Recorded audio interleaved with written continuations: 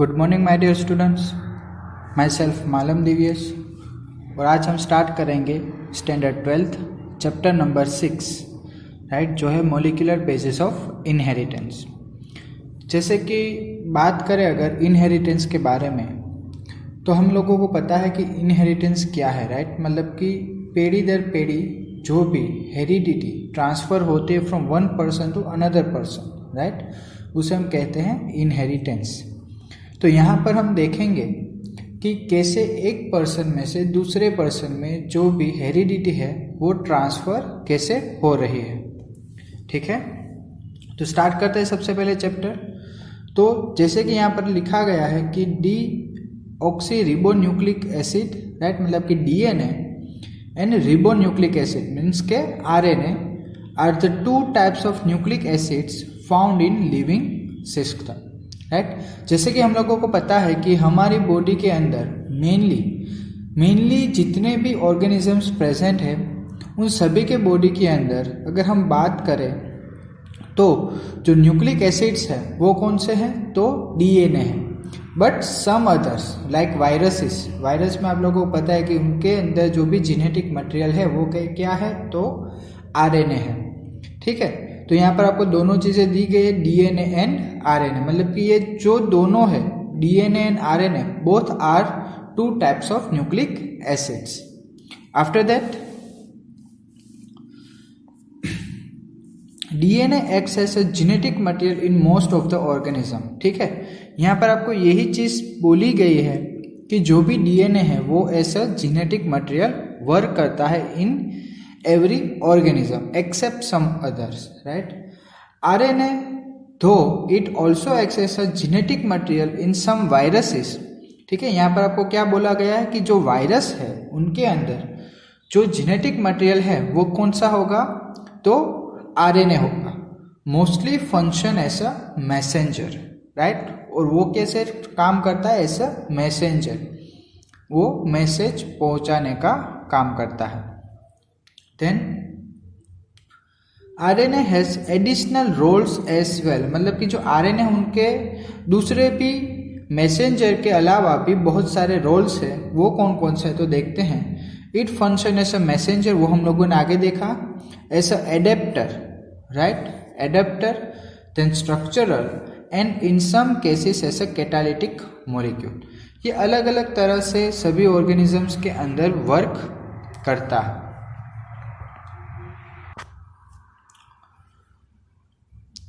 तो अब हम स्टार्ट करेंगे चैप्टर नंबर 6 का जो सबसे पहला टॉपिक है, द डीएनए, वहाँ से स्टार्ट करेंगे। तो जैसे कि आप लोगों को पता है डीएनए का फुल फॉर्म क्या होगा, तो डीऑक्सीरिबोन्यूक्लिक एसिड उसका फुल फॉर्म है, right. Then DNA is a long polymer of deoxyribonucleotides, right.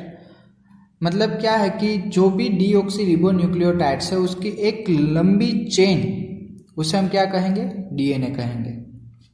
Then it is the largest macromolecule, याद रखना है आपको, it is the largest macromolecule and represent the genetic material of organisms and molecular basis of heredity. वो दो तरह से काम करता है, एक तो ऐसे जेनेटिक मटेरियल, दूसरा तो उसके अंदर जो भी मॉलिक्यूलर बेसिस, मतलब कि जो हेरिडिटी ट्रांसफ़र करने के लिए जो भी कैरेक्टरिस्टिक्स जो रिस्पॉन्सिबल है वो कौन सा होगा, डीएनए होगा। ठीक है, दो तरह से वर्क करता है, एक genetic material and molecular basis of heredity, right. मतलब कि हेरिडिटी ट्रांसफ़र करने में भी डीएनए ही वर्क करता है। उसके बाद आगे देखें तो डिस्कवरी देखेंगे हम कि डीएनए की डिस्कवरी किस तरह से हुई वो। फर्स्ट ऑफ ऑल अगर हम बात करें तो nucleic acid were first isolated, याद रखना न्यूक्लिक एसिड सबसे पहले आइसोलेट कब हुआ था, in 1869 by Friedrich Miescher from the nuclei of pus cell, right, मतलब कि WBC, या फिर आप बोल सकते हो उसको ल्यूकोसाइट्स, ही नेम्ड देम न्यूक्लिन। याद रखना है आपको कि न्यूक्लिक एसिड जो है वो सबसे पहले आइसोलेट कब हुआ था, इन 1869 में आइसोलेट हुआ था। देन आइसोलेट किसने किया था, तो फ्रेडरिच मिशर, और किसके अंदर से, from the pus cells, right, first cells में से आइसोलेट किया था, जिसको नाम दिया था फ्रेडरिक मीचर ने nuclein. After that in 1884, right, Hartwig proposed that nuclein was responsible for the transmission of heredity traits.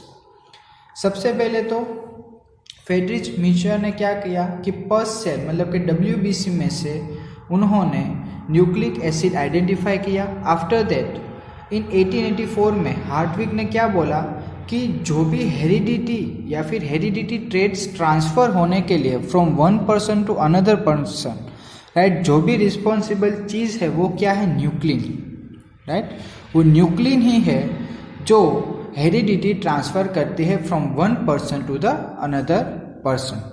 After that in 1889, right, 1889 में आल्टमन उन्होंने क्या बोला, they discovered 2 type of nucleic acid. उसके बाद इन 1889 में 2 टाइप के न्यूक्लिक एसिड डिस्कवर्ड हुए जो थे DNA and RNA।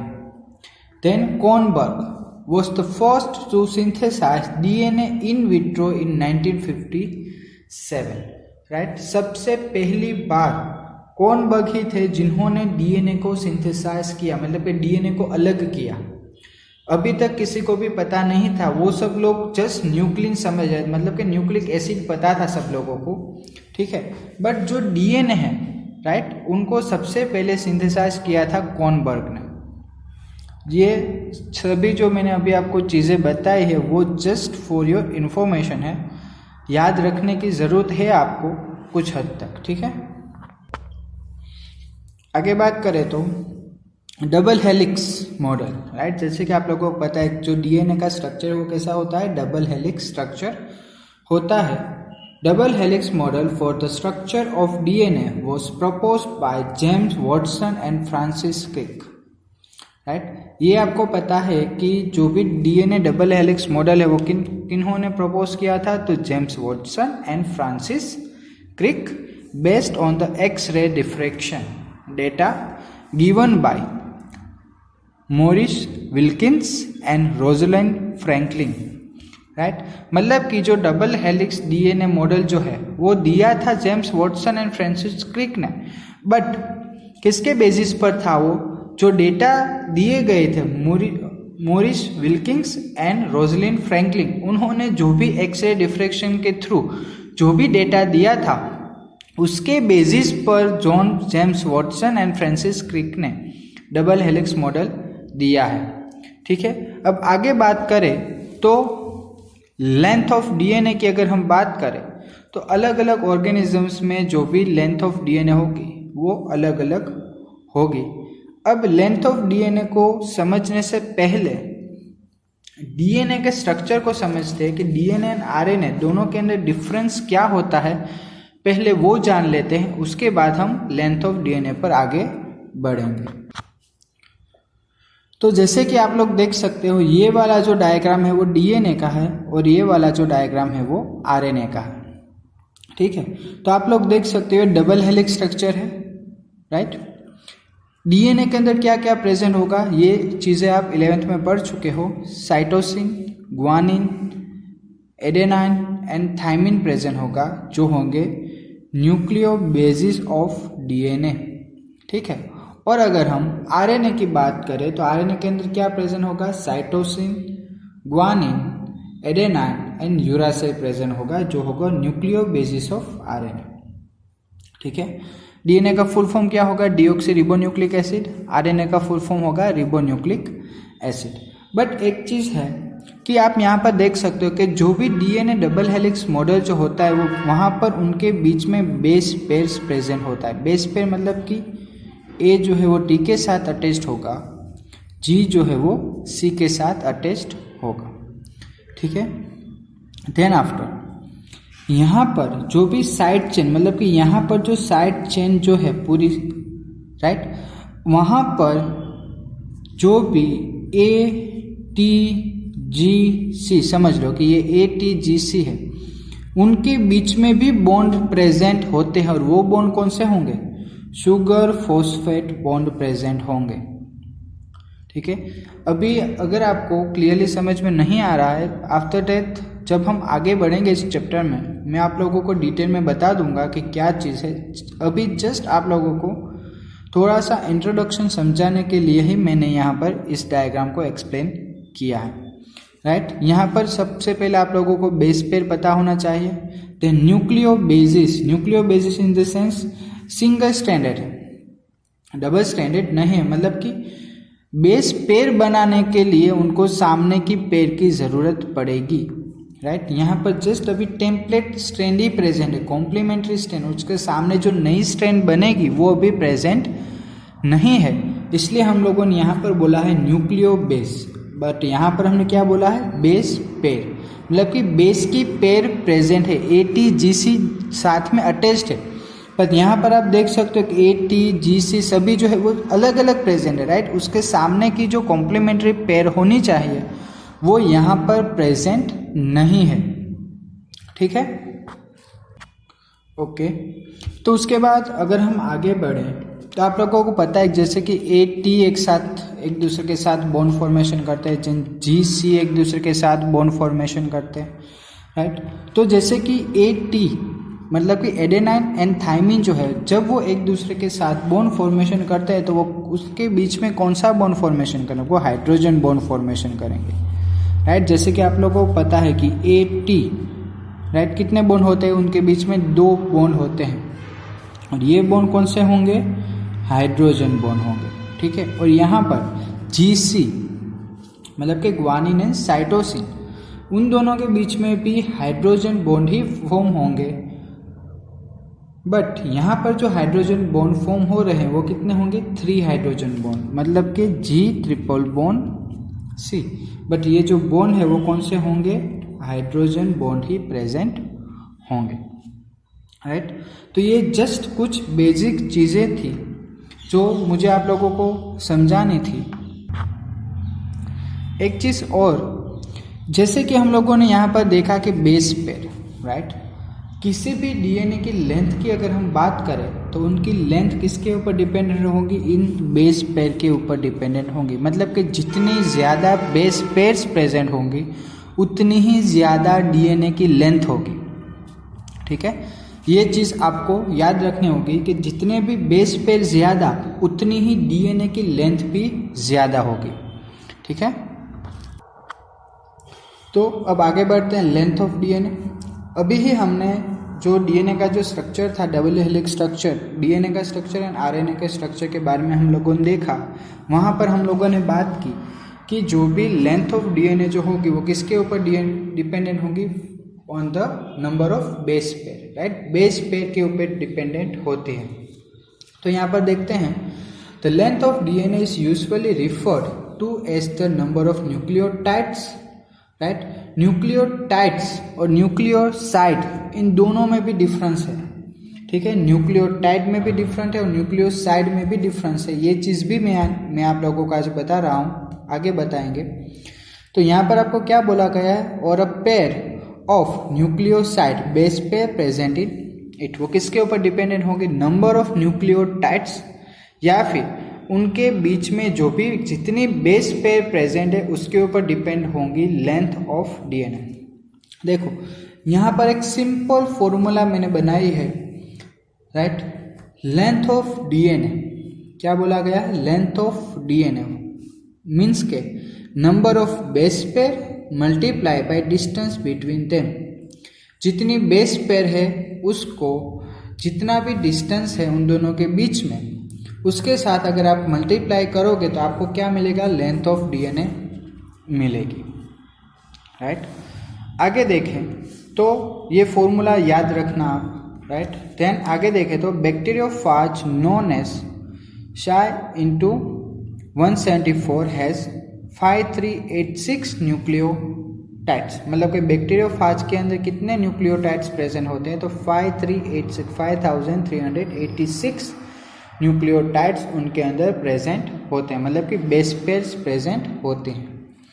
Then bacteriophage lambda has 48,502 base pair, मतलब कि उनकी जो भी लेंथ होगी DNA की, बैक्टीरियोफाज की जो भी लेंथ होगी उसके बीच में जो बेस पेयर है वो कितने प्रेजेंट होंगे, 48,502 बेस पेयर्स प्रेजेंट होंगे।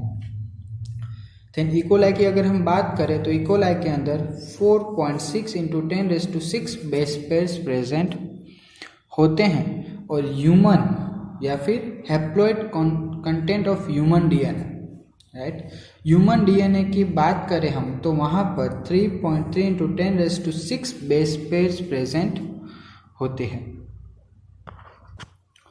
तो अब हम देखेंगे स्ट्रक्चर ऑफ डीएनए, राइट।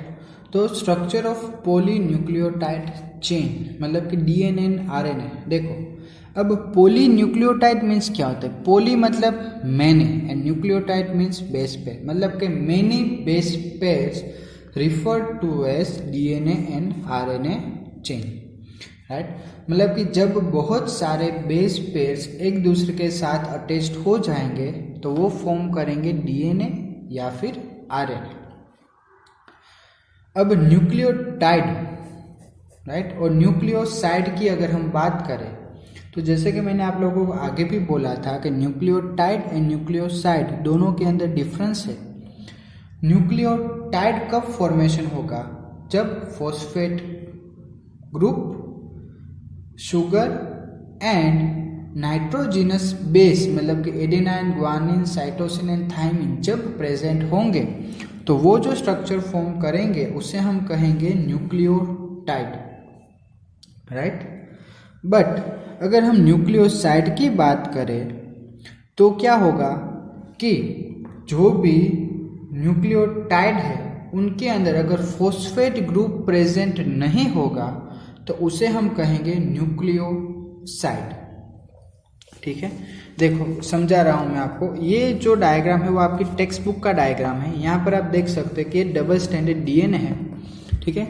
यहाँ पर क्या प्रेजेंट है, फॉस्फेट ग्रुप प्रेजेंट है, शुगर प्रेजेंट है और यहाँ पर बेस पेयर्स प्रेजेंट मतलब कि न्यूक्लियोटाइड्स प्रेजेंट है, ATGC, ठीक है। तो आप यहाँ पर देख सकते हो कि ये एक पूरा स्ट्रक्चर, ये इतने स्ट्रक्चर की मैं पिक्चर्स बात कर रहा हूँ। तो यहाँ पर फॉस्फोरस या फिर फॉस्फेट ग्रुप प्रेजेंट है, 5 कार्बन शुगर प्रेजेंट मतलब कि रिबोस शुगर, ठीक है, और नाइट्रोजिनस बेस प्रेजेंट, ये 3 चीज प्रेजेंट है। जब ये तीनों चीजें एक साथ प्रेजेंट होगी तो उसे हम कहेंगे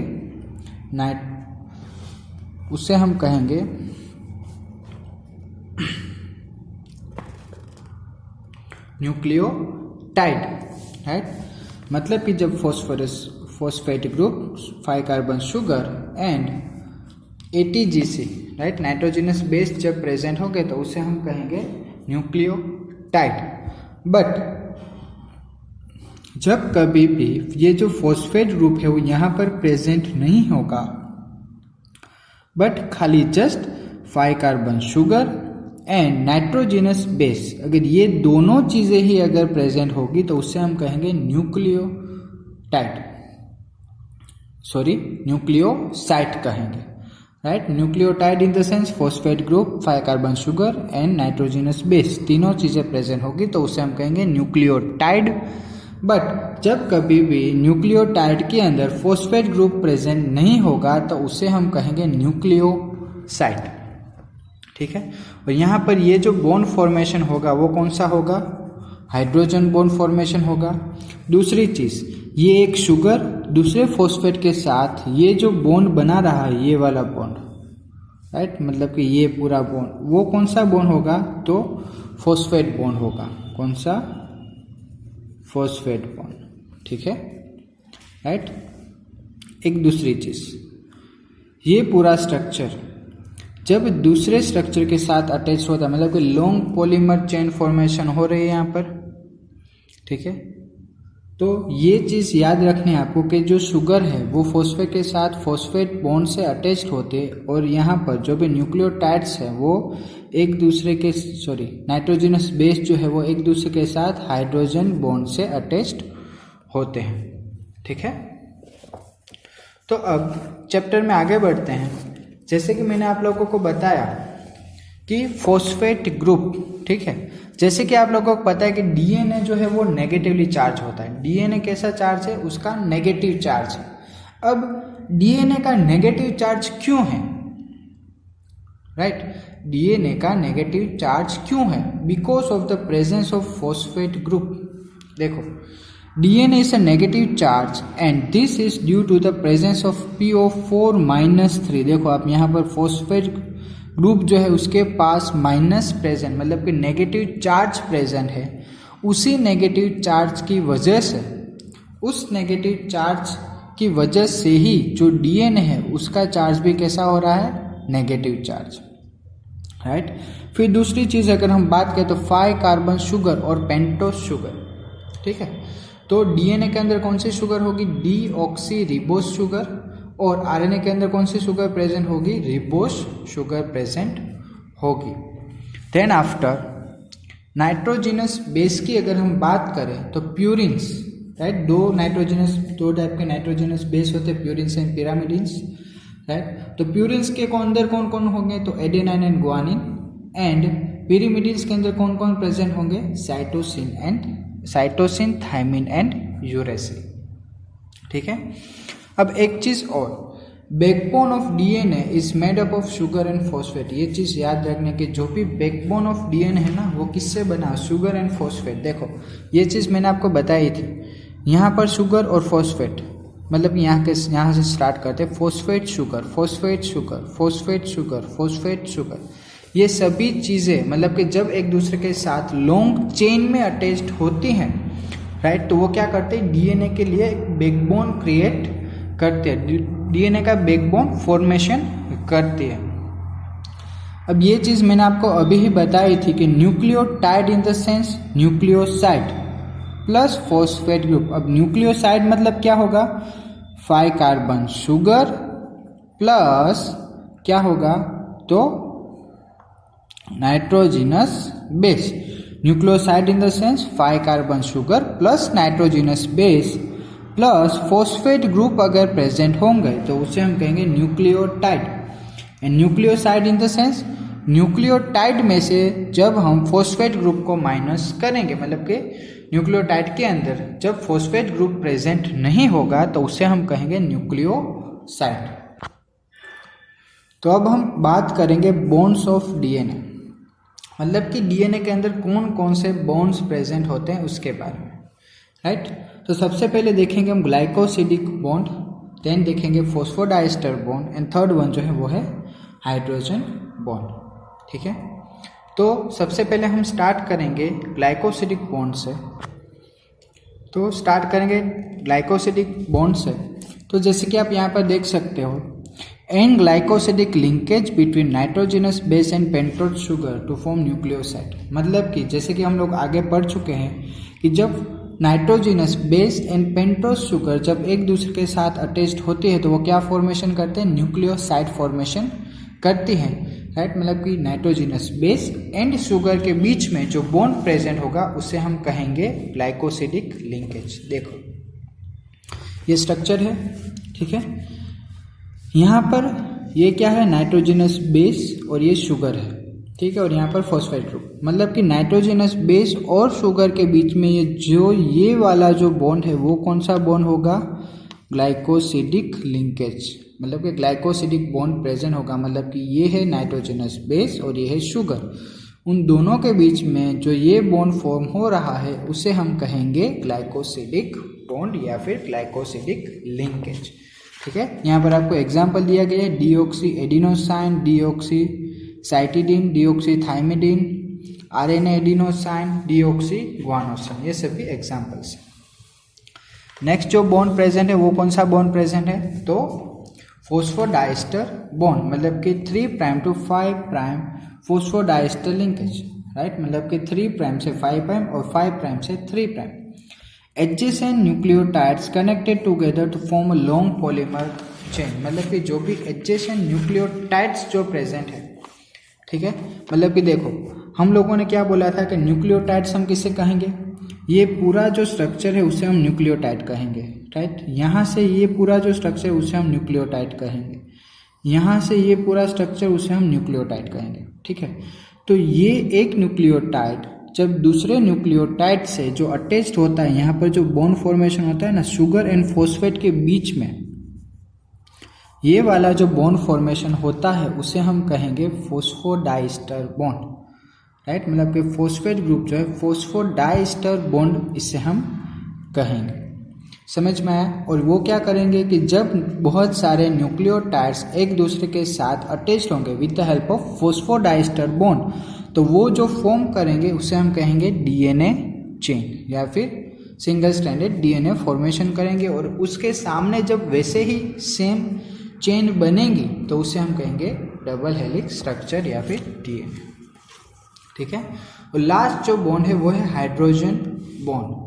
तो nitrogen bases like purines and pyrimidines when joined together they are joint by the hydrogen bond, right. मतलब कि एडेनाइन जो है वो थायमिन के साथ और ग्वानिन जो है वो साइटोसिन के साथ जब बॉन्ड फॉर्मेशन करेंगे तो वो कौन से बॉन्ड से एक दूसरे के साथ अटैच्ड होंगे, तो हाइड्रोजन बॉन्ड से, ठीक है। ये चीज़ भी आपको बुक के अंदर दी गई है कि AT TA GC और CG, तो ये जो बॉन्ड है वो कौन से बॉन्ड है, तो हाइड्रोजन बॉन्ड है, ठीक है। समझ में आया कि 3 टाइप्स के बॉन्ड्स प्रेजेंट होते हैं किसके अंदर, तो डीएनए के अंदर। अब हम बात करेंगे नाइट्रोजिनस बेस, राइट। तो नाइट्रोजिनस बेस की अगर हम बात करें तो हम आगे भी पढ़ चुके हैं nitrogenous base in the sense purine and pyramids, right. उसके बारे में ही यहाँ पर आपको दिया गया है। A nitrogen containing molecules and that has some chemical properties are base, right. मतलब कि कोई भी नाइट्रोजन कंटेनिंग मॉलिक्यूल्स है और उसके जो बेसिक प्रॉपर्टीज है, राइट, मतलब कि जो भी उसकी केमिकल प्रॉपर्टीज है वो बेस की तरह वर्क करती होगी तो उसे हम कहेंगे नाइट्रोजिनस बेस, ठीक है। बेस प्रेजेंट है इसलिए यहाँ पर हम लोगों ने basic characters, right, acidic characters नहीं है, बेसिक कैरेक्टर्स है इसलिए हम लोगों ने यहाँ पर नाइट्रोजिनस बेस लिखा है। दे आर या फिर make building blocks of DNA and RNA, right. मतलब कि नाइट्रोजिनस बेस जो होते हैं मतलब कि purines and pyramids, adenine, guanine, cytosine, thymine and uracil, ये सभी जो चीज़ें होती है वो क्या फॉर्म करते हैं, अ बिल्डिंग ब्लॉक, राइट। तो प्यूरिन्स की अगर हम बात करें तो प्यूरिन्स के अंदर कौन कौन प्रेजेंट होंगे, एडेनाइन एंड ग्वानिन प्रेजेंट होंगे। और पिरिमिडिन्स की बात करें तो cytosine, thymine and uracil present होंगे, ठीक है, एकदम सिंपल। आगे आपको एक रूल दिया गया है, चारगफ्स रूल, राइट। तो चारगफ्स रूल की अगर हम बात करें तो चारगफ्स इन 1950 made an observation on the base and other contents of DNA. मतलब कि चारगफ नाम का जो एक साइंटिस्ट है उन्होंने इन द 1950 एक ऑब्जर्वेशन किया था, राइट। मतलब कि जो भी बेसिक कैरेक्टर्स है जो डीएनए के उसके ऊपर एंड उसके कंटेंट्स के ऊपर एक बेसिक ऑब्जर्वेशन की, तो उनको क्या पता चला उसके बारे में हम यहाँ पर देखेंगे। दे आर चारगफ रूल्स, मतलब कि उन्होंने उसके बेसिस के ऊपर कुछ रूल्स दिए हैं, उसके बारे में हम स्टडी करेंगे। तो देखो क्या बोला गया, सबसे पहले purines and pyrimidine base pair are in equal amount. Purines and pyrimidines दोनों जो है वो किसी भी डीएनए के अंदर इक्वल अमाउंट में प्रेजेंट होंगे। ये क्लियरली याद रखना कि प्यूरिन्स मीन्स मतलब कि एडेनाइन और ग्वानिन, पिरिमिडिन्स मतलब कि थायमिन, साइटोसिन, राइट। ये दोनों जो चीज़ें हैं प्यूरिन्स एंड पिरामिडिन्स दोनों किसी भी डीएनए के अंदर इक्वल अमाउंट में प्रेजेंट होगी, ठीक है।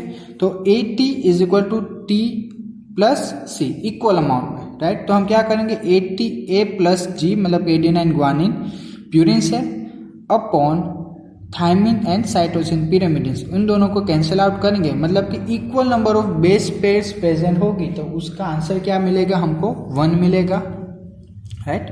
देन उसके बाद molar amount of all nitrogenous base are equal, मतलब कि molar amount adenine, guanine, cytosine, thymine, ये सभी का जो भी मोलर मास होगा वो भी सेम होगा, इक्वल मोलर मास प्रेजेंट होगा। अब इक्वल मोलर मास क्यों प्रेजेंट होगा, क्योंकि हमने आगे ही बोल दिया है कि प्यूरिन्स एंड पिरामिडिन की जितनी भी बेस पेयर होगी वो इक्वल अमाउंट में प्रेजेंट होगी, राइट। अगर वो इक्वल अमाउंट में प्रेजेंट होगी तो जो मोलर मास है वो भी इक्वल अमाउंट में ही प्रेजेंट होगा। After that sugar, deoxyribose and phosphate occur in equimolar proportion, right. मतलब कि शुगर की बात करें तो डीऑक्सीरिबोस एंड फॉस्फेट ग्रुप की बात करें तो वो भी इक्विलिब्रियम मतलब कि इक्विमोलर, राइट। उसका जो भी कॉन्सेंट्रेशन होगा वो भी इक्वल ही प्रेजेंट होगा। मतलब कि AT base pair are rarely equal to GC base pair, मतलब कि एडेनाइन थाइमिन का जो बेस पेयर है वो GNC से रेयरली इक्वल होगा। तो यहाँ पर आपको रेशियो क्या मिलेगा, द रेशियो ऑफ AT मतलब कि प्यूरिन प्लस पिरामिडिन, मतलब कि AT एंड यहाँ पर GC मतलब कि purine plus pyrimidine are variable but constant for a space, right. यहाँ पर क्या बोला हमने, AG मतलब कि ये दोनों प्यूरिन्स थे और यहाँ पर क्या था GC, ये दोनों पिरामिडिन्स थे। तो इन दोनों का अमाउंट क्या आया, 1 इक्वल अमाउंट आया। बट यहाँ पर अगर हम बात करें तो यहाँ पर क्या दिया गया आपको, बेस पेयर के बारे में बोला गया है, मतलब कि AT, राइट, मतलब कि एडेनाइन जो थाइमिन के साथ, मतलब कि एक प्यूरिन है और दूसरा पिरिमिडिन है। एक क्या है प्यूरिन है, T क्या है पिरिमिडिन है। जब ये दोनों एक दूसरे के साथ ज्वाइन होते हैं मतलब कि बेस पेयर फॉर्मेशन करते हैं। दूसरी तरफ अगर हम देखें तो G क्या है प्यूरिन्स एंड C क्या है पिरिमिडिन्स है। तो जब ये दोनों एक दूसरे के साथ बॉन्ड फॉर्मेशन करते हैं तो इनकी जो भी वैल्यू मिलती है आपको वो कांस्टेंट नहीं होगी, वो वेरिएबल अमाउंट में आपको वैल्यूज मिलेंगी, ठीक है। तो ये सभी जो चीज़ें थी वो थी चारगफ रूल के बारे में। अब हम आगे देखेंगे difference between DNA and RNA, right. मतलब कि DNA और RNA के बारे में कुछ 5-6 पॉइंट्स है, एकदम इजी पॉइंट्स है, तो वो देख लेते हैं। अगर basis DNA and RNA, right, मतलब कि बेस की बात करें तो स्ट्रैंड, तो DNA की स्ट्रैंड कैसे होगी, double stranded, RNA single stranded होता है। देन स्ट्रक्चर की बात करें तो anti parallel helix, hairpin and loop formation. अब हेयरपिन एंड लूप फॉर्मेशन कैसे दिखा रहा हूँ आपको, हम लोगों ने जो डायग्राम देखा था वही, ठीक है, वही देखेंगे डायग्राम। तो यहाँ पर आप देख सकते हो कि ये DNA का डायग्राम है, राइट। मतलब कि यहाँ पर अगर सोचो कि 5 प्राइम है तो उसके सामने क्या होगा, 3 प्राइम होगा।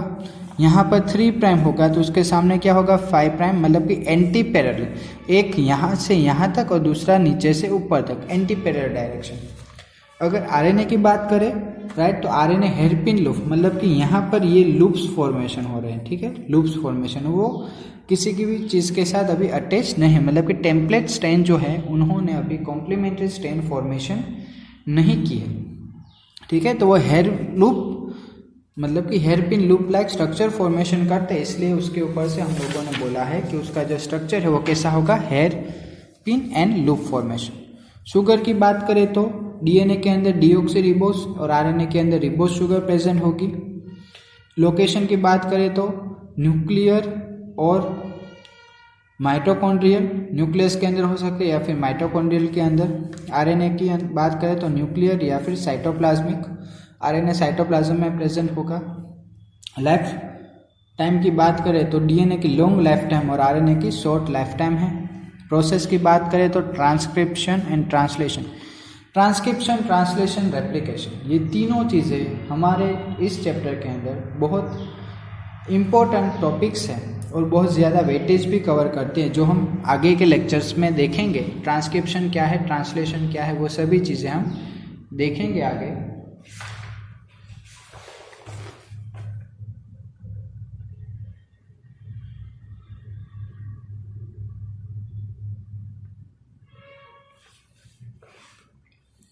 अब ट्रांसक्रिप्शन की अगर मैं आपको सिंपल लैंग्वेज में बोलूँ तो ट्रांसक्रिप्शन इन द सेंस कि आप किसी भी DNA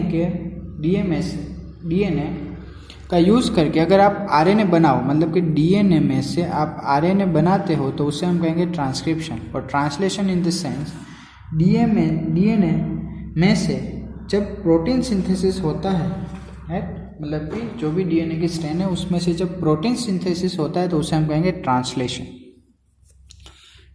टाइप्स की बात करें तो nuclear DNA, empty DNA, right, मतलब कि mitochondrial DNA, then mRNA, tRNA, rRNA, right, and miRNA। तो ये सभी चीज़ें जो थी वो थी डीएनए और आरएनए के बारे में डिफरेंस था एक छोटा सा। नेक्स्ट जो है वो है फंक्शन ऑफ डीएनए। डीएनए के फंक्शन के बारे में बात करते हैं तो सबसे पहला उसका फंक्शन होगा जेनेटिक इन्फॉर्मेशन, मतलब कि genetic information from one person to another person में जो ट्रांसफ़र होती है, राइट, वो किसका काम होगा तो डीएनए का।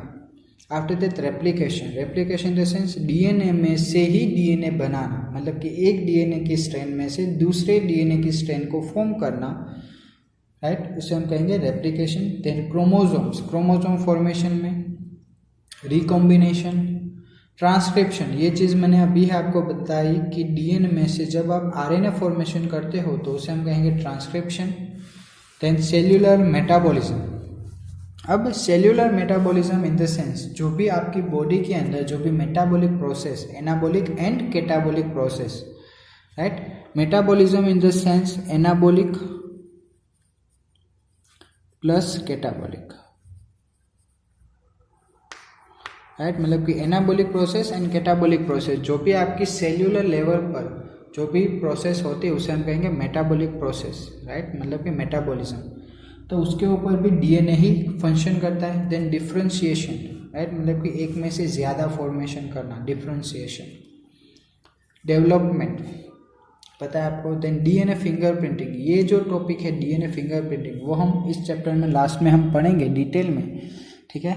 Then gene therapy, gene therapy जो है वो आपको बायो इन्फॉर्मेटिक्स के चैप्टर जो है 11 12 उसके अंदर आप लोग जीन थेरेपी भी पढ़ेंगे। देन एंटी सेंस थेरेपी, ये थेरेपी भी आप उस चैप्टर के अंदर डिटेल में देखोगे। तो ये कुछ छोटे छोटे जो फंक्शंस थे वो हम लोगों ने देखे। अब जो हम देखेंगे वो है salient features, right, salient features बहुत ज़्यादा इंपॉर्टेंट है। The salient features of the double helix structure of DNA R S follows, right. तो उसके बारे में जो भी मतलब कि आपको साइलेंट फीचर्स तो दिए गए हैं वो अब देखेंगे वन बाय वन। सबसे पहले अगर हम देखें तो it is made of 2 polynucleotide chain, right.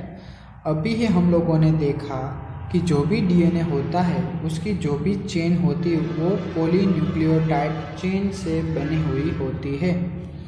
Where the backbone is constituted by sugar, phosphate and a bases project inside, right, मतलब कि उसका जो भी बैकबोन है वो किससे बना हुआ होता है तो शुगर, फॉस्फेट एंड जो भी बेसिस है मतलब कि nucleo nitrogenous base, adenine, guanine, thymine, cytosine, ये सभी जो नाइट्रोजनस बेसिस है, राइट, उसके बारे में आपको बोला गया है तो उससे बना हुआ होता है। तो देखो स्ट्रक्चर फिर से एक बार देख लेते हैं टेक्स्ट बुक का स्ट्रक्चर तो आपको आइडिया आ जाएगा। तो 2 पॉलीन्यूक्लियोटाइड चेन बोली है, मतलब कि 5 प्राइम यहाँ से 5 प्राइम टू 3 प्राइम और यहाँ से 3 प्राइम टू 5 प्राइम, मतलब कि ये एक पूरी चेन और यहाँ पर एक दूसरी पूरी चेन, राइट।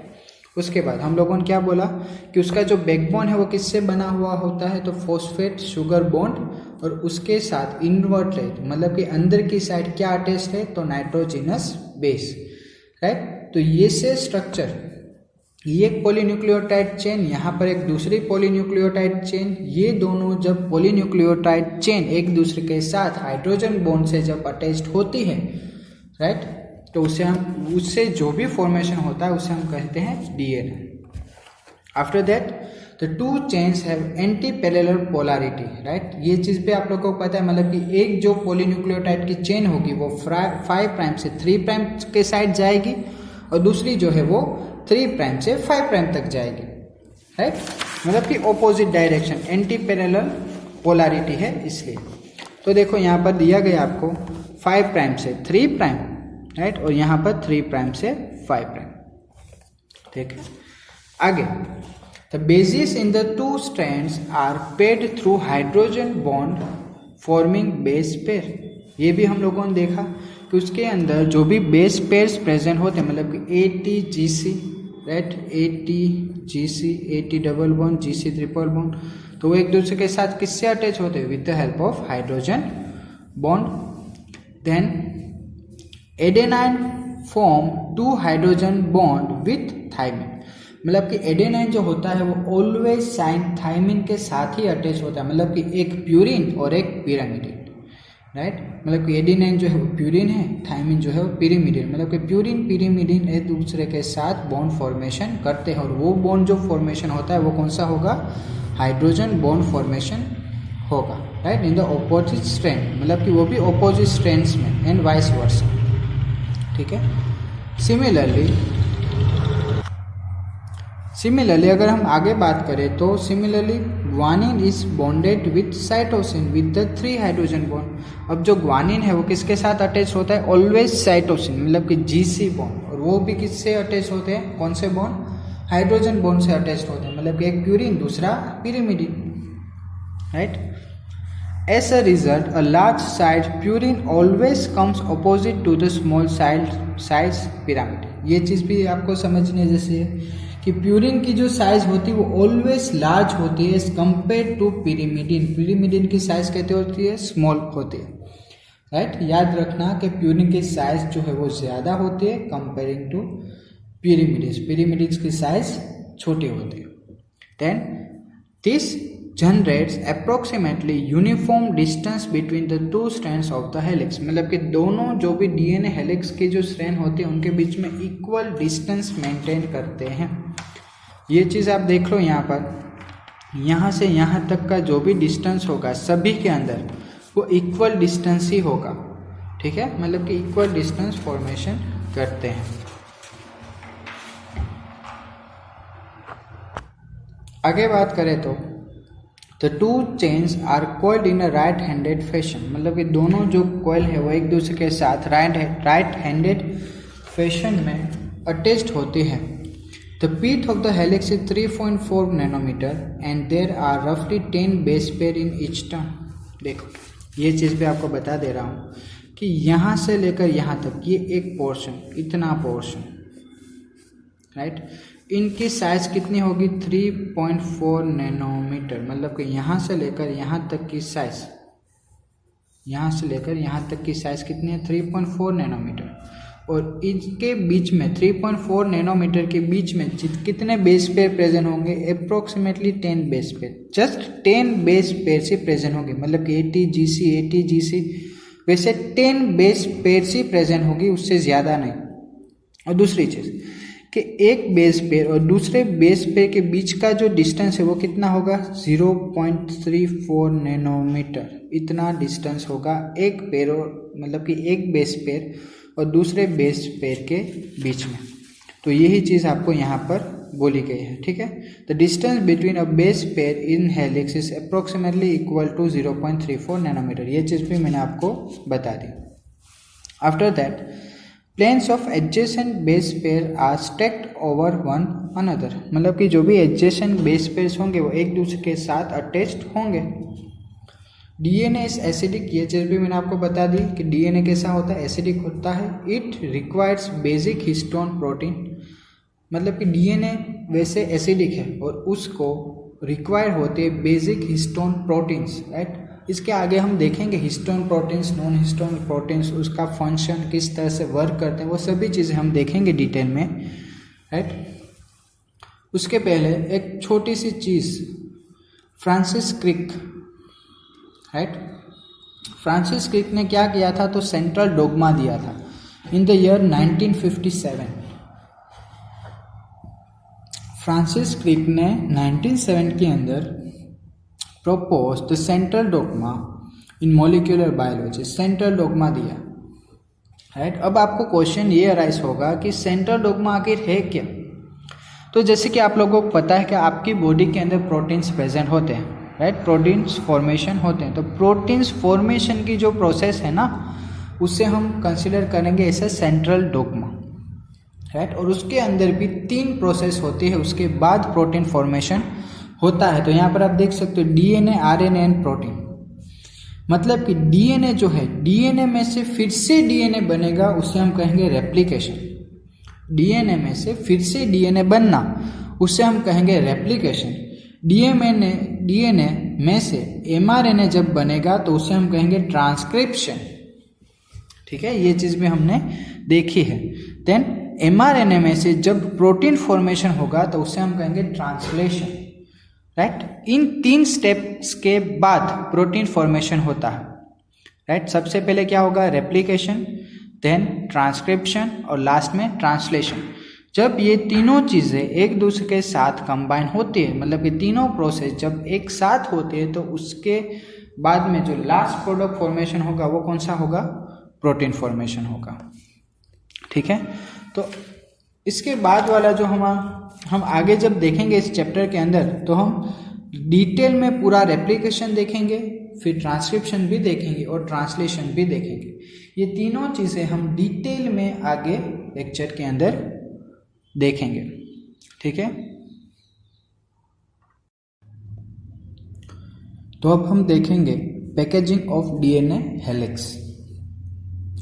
तो हम लोगों को पता है कि डीएनए जो है वो हेलिक्स फॉर्म में होता है, ठीक है।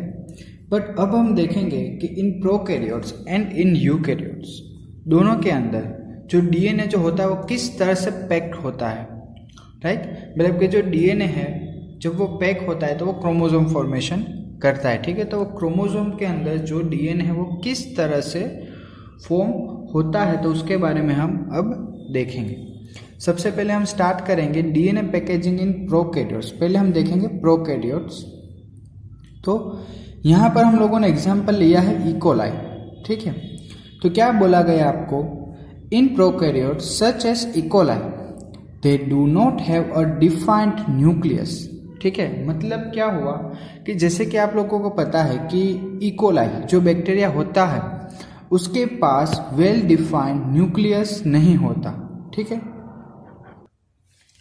तो जैसे कि मैं आपको एक्सप्लेन कर रहा हूँ यहाँ पर, सोचो कि ये जो है वो एक इकोलाई बैक्टीरिया है, ठीक है। इकोलाई बैक्टीरिया है, तो जैसे कि आप लोगों को पता है उसके पास वेल डिफाइंड न्यूक्लियस नहीं, मतलब कि उसका जो भी डीएनए होगा वो इस तरह से एनवायरनमेंट में खुला डीएनए होगा, ठीक है, इस तरह से होगा। उसके ऊपर न्यूक्लियस के ऊपर, राइट, न्यूक्लियर एनवलप प्रेजेंट नहीं होगा। अगर इस तरह से कोई बैक्टीरिया होता, मतलब कोई बैक्टीरिया के अंदर तो ऐसा नहीं होता है, राइट। इस तरह से अगर किसी भी डीएनए के ऊपर न्यूक्लियर एनवलप होता तो बात अलग है। बट यहाँ पर हम देख रहे हैं डीएनए पैकेजिंग इन प्रोकैरियोट्स, मतलब कि उसके पास न्यूक्लियस के ऊपर न्यूक्लियर एनवलप प्रेजेंट नहीं होता। इसे हम कहेंगे यूकैरियोट्स, यहाँ पर है प्रोकैरियोट्स, राइट। तो यहाँ पर आपको क्या बोला गया है, in prokaryotes such as E coli they do not have a defined nucleus, मतलब कि उसके पास डिफाइंड न्यूक्लियस नहीं है। The DNA is not scattered throughout the cell, right. मतलब कि उसका जो भी डीएनए होगा वो एक जगह पर प्रेजेंट नहीं होगा, वो पूरी अलग अलग जगह पर, मतलब कि पूरा जो डीएनए वो अलग अलग जगह पर होगा, बट वो एक दूसरे के साथ इस तरह से रैप होगा, कोइल के फॉर्म में होगा, ठीक है।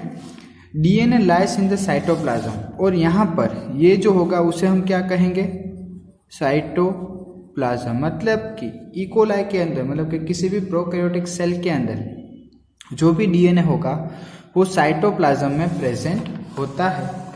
After that it is super coiled.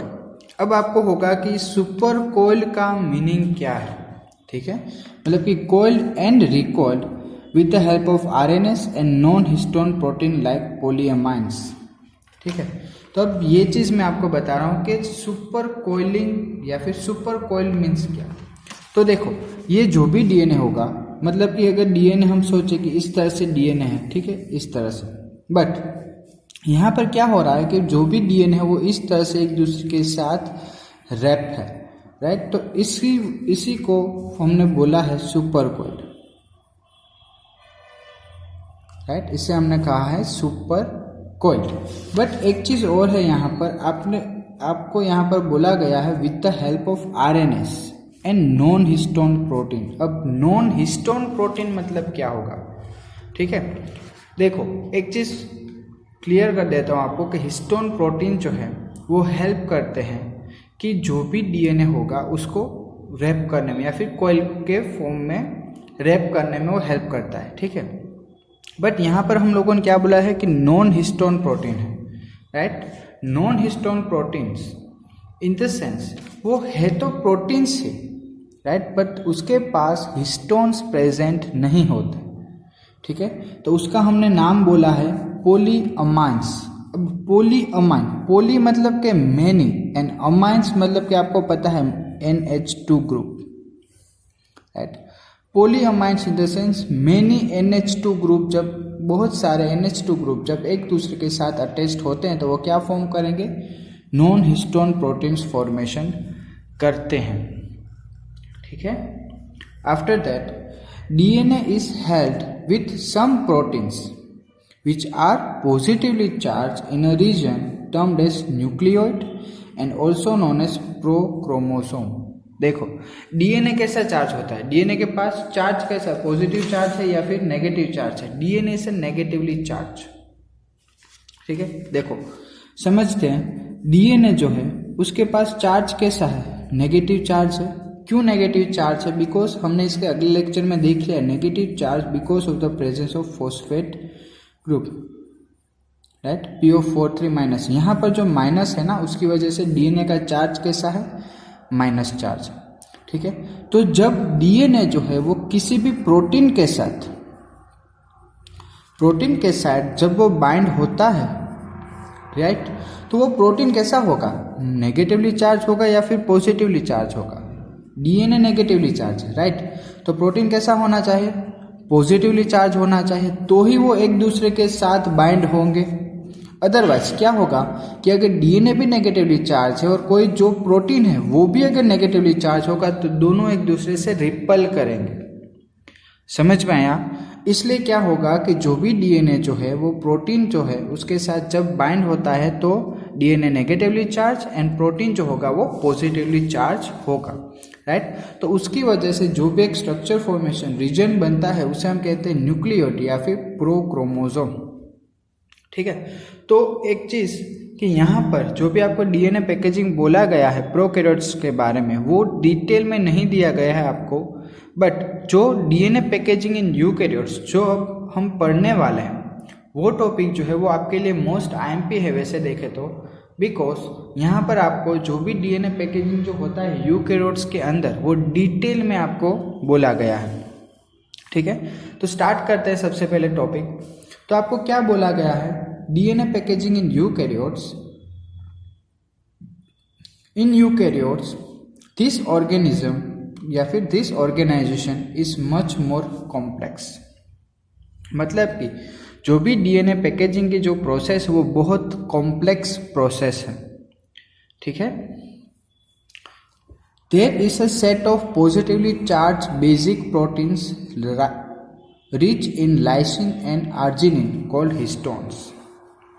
यहाँ पर प्रोटीन्स है, हमने क्या देखा कि जो DNA पैकेजिंग इन प्रोकैरियोट्स हो रहा था वहाँ पर कौन से प्रोटीन थे, नॉन हिस्टोन प्रोटीन थे, बट जहाँ पर DNA पैकेजिंग इन यूकैरियोट्स हो रहा है वहाँ पर कौन से प्रोटीन्स हैं, they are positively charge proteins, right. जैसे कि हमने बोला था कि DNA कैसा होता है, नेगेटिवली चार्ज, तो उसके साथ जो भी प्रोटीन बाइंड होता है वो कैसा चार्ज होना चाहिए, उसके पास पॉजिटिवली चार्ज होना चाहिए, ठीक है। तो यहाँ पर आपको यही चीज़ बोली गई है कि प्रोटीन जो है यहाँ पर, राइट, उसके दो आपको नाम बोल दिए हैं कि लाइसिन एंड आर्जिनिन, जो दोनों अमीनो एसिड्स है वो दोनों एक दूसरे के साथ कंबाइन होते हैं and they will form a histones and histones are positively charge. Okay, आगे देखते हैं। Both amino acid residues carry positively charge in their side chain, मतलब कि जो दोनों एमिनो एसिड जो प्रेजेंट है यहाँ पर वो पॉजिटिवली चार्ज जो भी साइड चेन होगी उसके पास प्रेजेंट होंगे। तो unit of compaction is nucleosome, उसके बाद जो भी एक स्ट्रक्चर फॉर्मेशन होगा उसे हम कहेंगे न्यूक्लियोसोम, राइट। और न्यूक्लियोसोम जो है, ठीक है, उसके डिटेल में अब हम देखेंगे कि आखिर न्यूक्लियोसोम हम किसे कहते हैं, न्यूक्लियोसोम क्या है उसके बारे में देखेंगे। सबसे पहले हम स्टार्ट करते हैं एक छोटे से डायग्राम से, मैं आपको एक्सप्लेन करने की ट्राई कर रहा हूँ।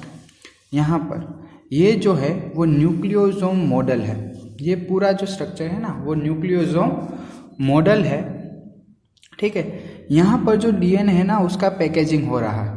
देखो यहाँ से सोचो कि यहाँ से जो डीएनए है वो आ रहा है यहाँ पर, राइट, और यहाँ पर ऐसे घूमने के बाद वो फिर से बाहर निकल जा रहा है, राइट। तो इस तरह से डीएनए पैकेजिंग होता है और इसे हम कहते हैं 8 हिस्टोन कोर। अब 8 हिस्टोन कोर क्या है वो मैं आपको पहले बता दे रहा हूँ। ओके, तो यहाँ पर अब ये डायग्राम आप देखिए,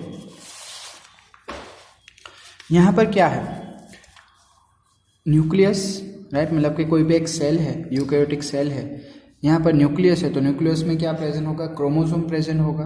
तो वहाँ से कोई भी एक सिंगल क्रोमोसोम, ठीक है, राइट, या फिर आप नीचे से प्रोसेस स्टार्ट कर दो तो भी यही होगा। क्या होगा कि यहाँ से सोचो कि ये जो न्यूक्लियोटाइड्स है, राइट, न्यूक्लियोटाइड्स मतलब कि ATGC, ये सब जब कंबाइन होंगे तो क्या फॉर्म करेंगे, डीएनए फॉर्मेशन करेंगे, राइट। डीएनए जो है वो क्या होगा, अब हिस्टोन्स, अब हम आए हिस्टोन्स, राइट। हिस्टोन्स प्रोटीन की बात की हमने, कौन कौन से हिस्टोन प्रोटीन है यहाँ पर, एमिनो एसिड्स कौन कौन से थे, आर्जिनिन एंड लाइसिन, दोनों एमिनो एसिड्स यहाँ पर प्रेजेंट है। अब हिस्टोन्स क्या है, तो हिस्टोन जो प्रोटीन है वो 5 टाइप्स के प्रोटीन है, हिस्टोन प्रोटीन जो है वो। अब वो 5 टाइप के हिस्टोन प्रोटीन्स कौन कौन से हैं उसके बारे में देखते हैं। तो जो 5 टाइप के हिस्टोन प्रोटीन्स है उसके अंदर देखो यहाँ पर दिए गए हैं। सबसे पहला आएगा H1, then H2A, H2B, H3 and H4। 5 type के हिस्टोन प्रोटीन्स हैं, H1, H2A, H2B, H3 and H4। ये 5 टाइप के हिस्टोन्स प्रेजेंट होते हैं, ठीक है, राइट। ये 5 टाइप के हिस्टोन प्रोटीन्स प्रेजेंट होते हैं। अब एक चीज और यहाँ पर आप देख सकते हो, तो H2A जो है वो 2 यहाँ पर 2 प्रेजेंट है, H2B यहाँ पर 2 प्रेजेंट है, H3 जो है वो भी यहाँ पर 2 प्रेजेंट है, H4 2 प्रेजेंट है, ठीक है। मतलब कि डाइमर्स के फॉर्म में है, सभी चीज़ें डाइमर्स के, मतलब कि H2A जो है वो डाइमर है, H2B भी डाइमर के फॉर्म में है, बट यहाँ पर H3 एंड H4 जो है वो कौन से फॉर्म में है, टेट्रामर, मतलब कि 4 प्रोटीन्स एक साथ जुड़े हुए हैं, इसलिए हमने बोला उसे टेट्रामर, राइट। जब H4 एंड H2B दोनों, मतलब कि ये दोनों जो चीज़ें हैं वो जब एक दूसरे के साथ कंबाइन होगी तो वो फॉर्मेशन करेंगे हिस्टोन ऑक्टामर। अब आपको ऐसा होगा कि हिस्टोन ऑक्टामर आखिर है क्या, तो हिस्टोन ऑक्टामर जो है वो यहाँ पर आप देख सकते हो कि 1 2 3 4 5 6 7 8 सेल्स यहाँ पर 8 प्रोटीन जो है, 8 प्रोटीन्स जो है वो यहाँ पर प्रेजेंट हैं, राइट। तो इसका भी अगर मैं आपको सिंप्लीफाइड स्ट्रक्चर दिखाऊं तो वो कैसे दिखेगा वो भी देख लेते हैं। हम अब हिस्टोन ऑक्टामर का सिंप्लीफाइड स्ट्रक्चर की बात करें तो इस हिस्टोन ऑक्टामर के सिंप्लीफाइड स्ट्रक्चर देखेंगे, ठीक है। तो देखो यहाँ पर जो है वो हिस्टोन ऑक्टामर का सिंप्लीफाइड स्ट्रक्चर है। देखो H2A, H2B, H3 and H4, ठीक है। तो ये सभी प्रोटीन्स है और H1 प्रोटीन सब आ गए। होगा क्या कि ये जो है वो डाइमर और टेट्रामर जब एक दूसरे के साथ कंबाइन होंगे और ये जो स्ट्रक्चर फॉर्मेशन होगा, ये इतना जो स्ट्रक्चर फॉर्मेशन होगा उसे हम कहेंगे न्यूक्लियोसोम, उसे हम कहेंगे न्यूक्लियोसोम, ठीक है। एक चीज और, न्यूक्लियोसोम जो मॉडल है उसके अंदर H1 जो प्रोटीन है वो इंक्लूड नहीं होता है। देखो यहाँ पर लिखा गया है H1 is not a part of nucleosome, nucleosome का पार्ट नहीं है H1 प्रोटीन, ठीक है। न्यूक्लियोसोम के अंदर इंक्लूड कौन कौन से प्रोटीन होंगे, H2A, H2B, H3, H4 proteins include होंगे, बट ये जो प्रोटीन्स जो फॉर्मेशन होता है उसे हम कहते हैं जस्ट ऑक्टामर, इसे हम कहेंगे हिस्टोन ऑक्टामर। बट जब न्यूक्लियोसोम फॉर्मेशन कब होता है, जब histone octamer plus DNA, right. मतलब कि ये जो हिस्टोन ऑक्टामर का जो स्ट्रक्चर फॉर्मेशन हुआ है उसके ऊपर ही जब ये डीएनए जो है वो रैप होगा, मतलब कि ऊपर रैप हो जाएगा, उसके बाद न्यूक्लियोसोम मॉडल बनेगा या फिर न्यूक्लियोसोम उसे हम कहेंगे, ठीक है। अदरवाइज उसे हम न्यूक्लियोसोम नहीं कहेंगे। जब ये 8 प्रोटीन्स एक दूसरे के साथ अटैच्ड होंगे तो उसे हम जस्ट हिस्टोन ऑक्टामर ही कहेंगे। जब डीएनए इसके ऊपर आ जाएगा तो उसे हम कहेंगे न्यूक्लियोसोम। क्लियर, समझ में आया? आगे देखते हैं। तो अब यहाँ पर आपको पता चल गया कि हिस्टोन ऑक्टामर क्या है, और हिस्टोन ऑक्टामर के ऊपर जब डीएनए रैप होता है तो उसे हम क्या कहते हैं, न्यूक्लियोसोम, ठीक है। अब एक चीज हमने बोला कि हिस्टोन ऑक्टामर जो है उसके ऊपर डीएनए रैप होता है, राइट। मतलब कि डीएनए उसके ऊपर रैप होता है, बट डीएनए जो रैप होता है उसके अंदर कितने बेस पेयर्स प्रेजेंट होते हैं, तो around 147 to 200 base pairs present. मतलब कि ये जो डीएनए की जो ये जितनी साइज होगी ना, ये डीएनए की साइज जो हिस्टोन ऑक्टामर के ऊपर अरेंज हुए हैं उसके अंदर कितने बेस पेयर होंगे, 147 to 200 बेस पेयर के बीच में होंगे, राइट। उससे ज़्यादा बेस पेयर्स यहाँ पर प्रेजेंट नहीं होते। तो ये जो अब स्ट्रक्चर फॉर्मेशन हुआ है उसे हम क्या कहेंगे, न्यूक्लियोसोम। समझ में आया? स्टेप बाय स्टेप हम लोगों ने सब कुछ देखा है। सबसे पहले हम लोगों ने क्या देखा कि डीएनए जो है वो जब पहले न्यूक्लियोटाइड्स एक दूसरे के साथ अटैच्ड होते हैं, उसके बाद उसमें से डीएनए फॉर्मेशन होता है। डीएनए के बाद हिस्टोन्स क्या करते हैं, हिस्टोन्स जो है वो डीएनए को कॉल करते हैं, मतलब कि कंजक्टेड करते हैं, एक दूसरे के साथ अरेंज करते हैं, कॉम्पैक्टली अरेंज करते हैं। देन हिस्टोन जो है वो क्या फॉर्मेशन करता है, हिस्टोन प्रोटीन जो है वो जब डीएनए के साथ अटैच्ड हो जाते हैं, राइट, तो उसे हम कहते हैं न्यूक्लियोसोम्स। तो न्यूक्लियोसोम्स फॉर्मेशन हो चुका है, राइट। तो न्यूक्लियोसोम कैसे फॉर्मेशन हुआ वो भी आपको पता चल गया। अब हम देखेंगे जो हमारा पहला डायग्राम था वो, राइट।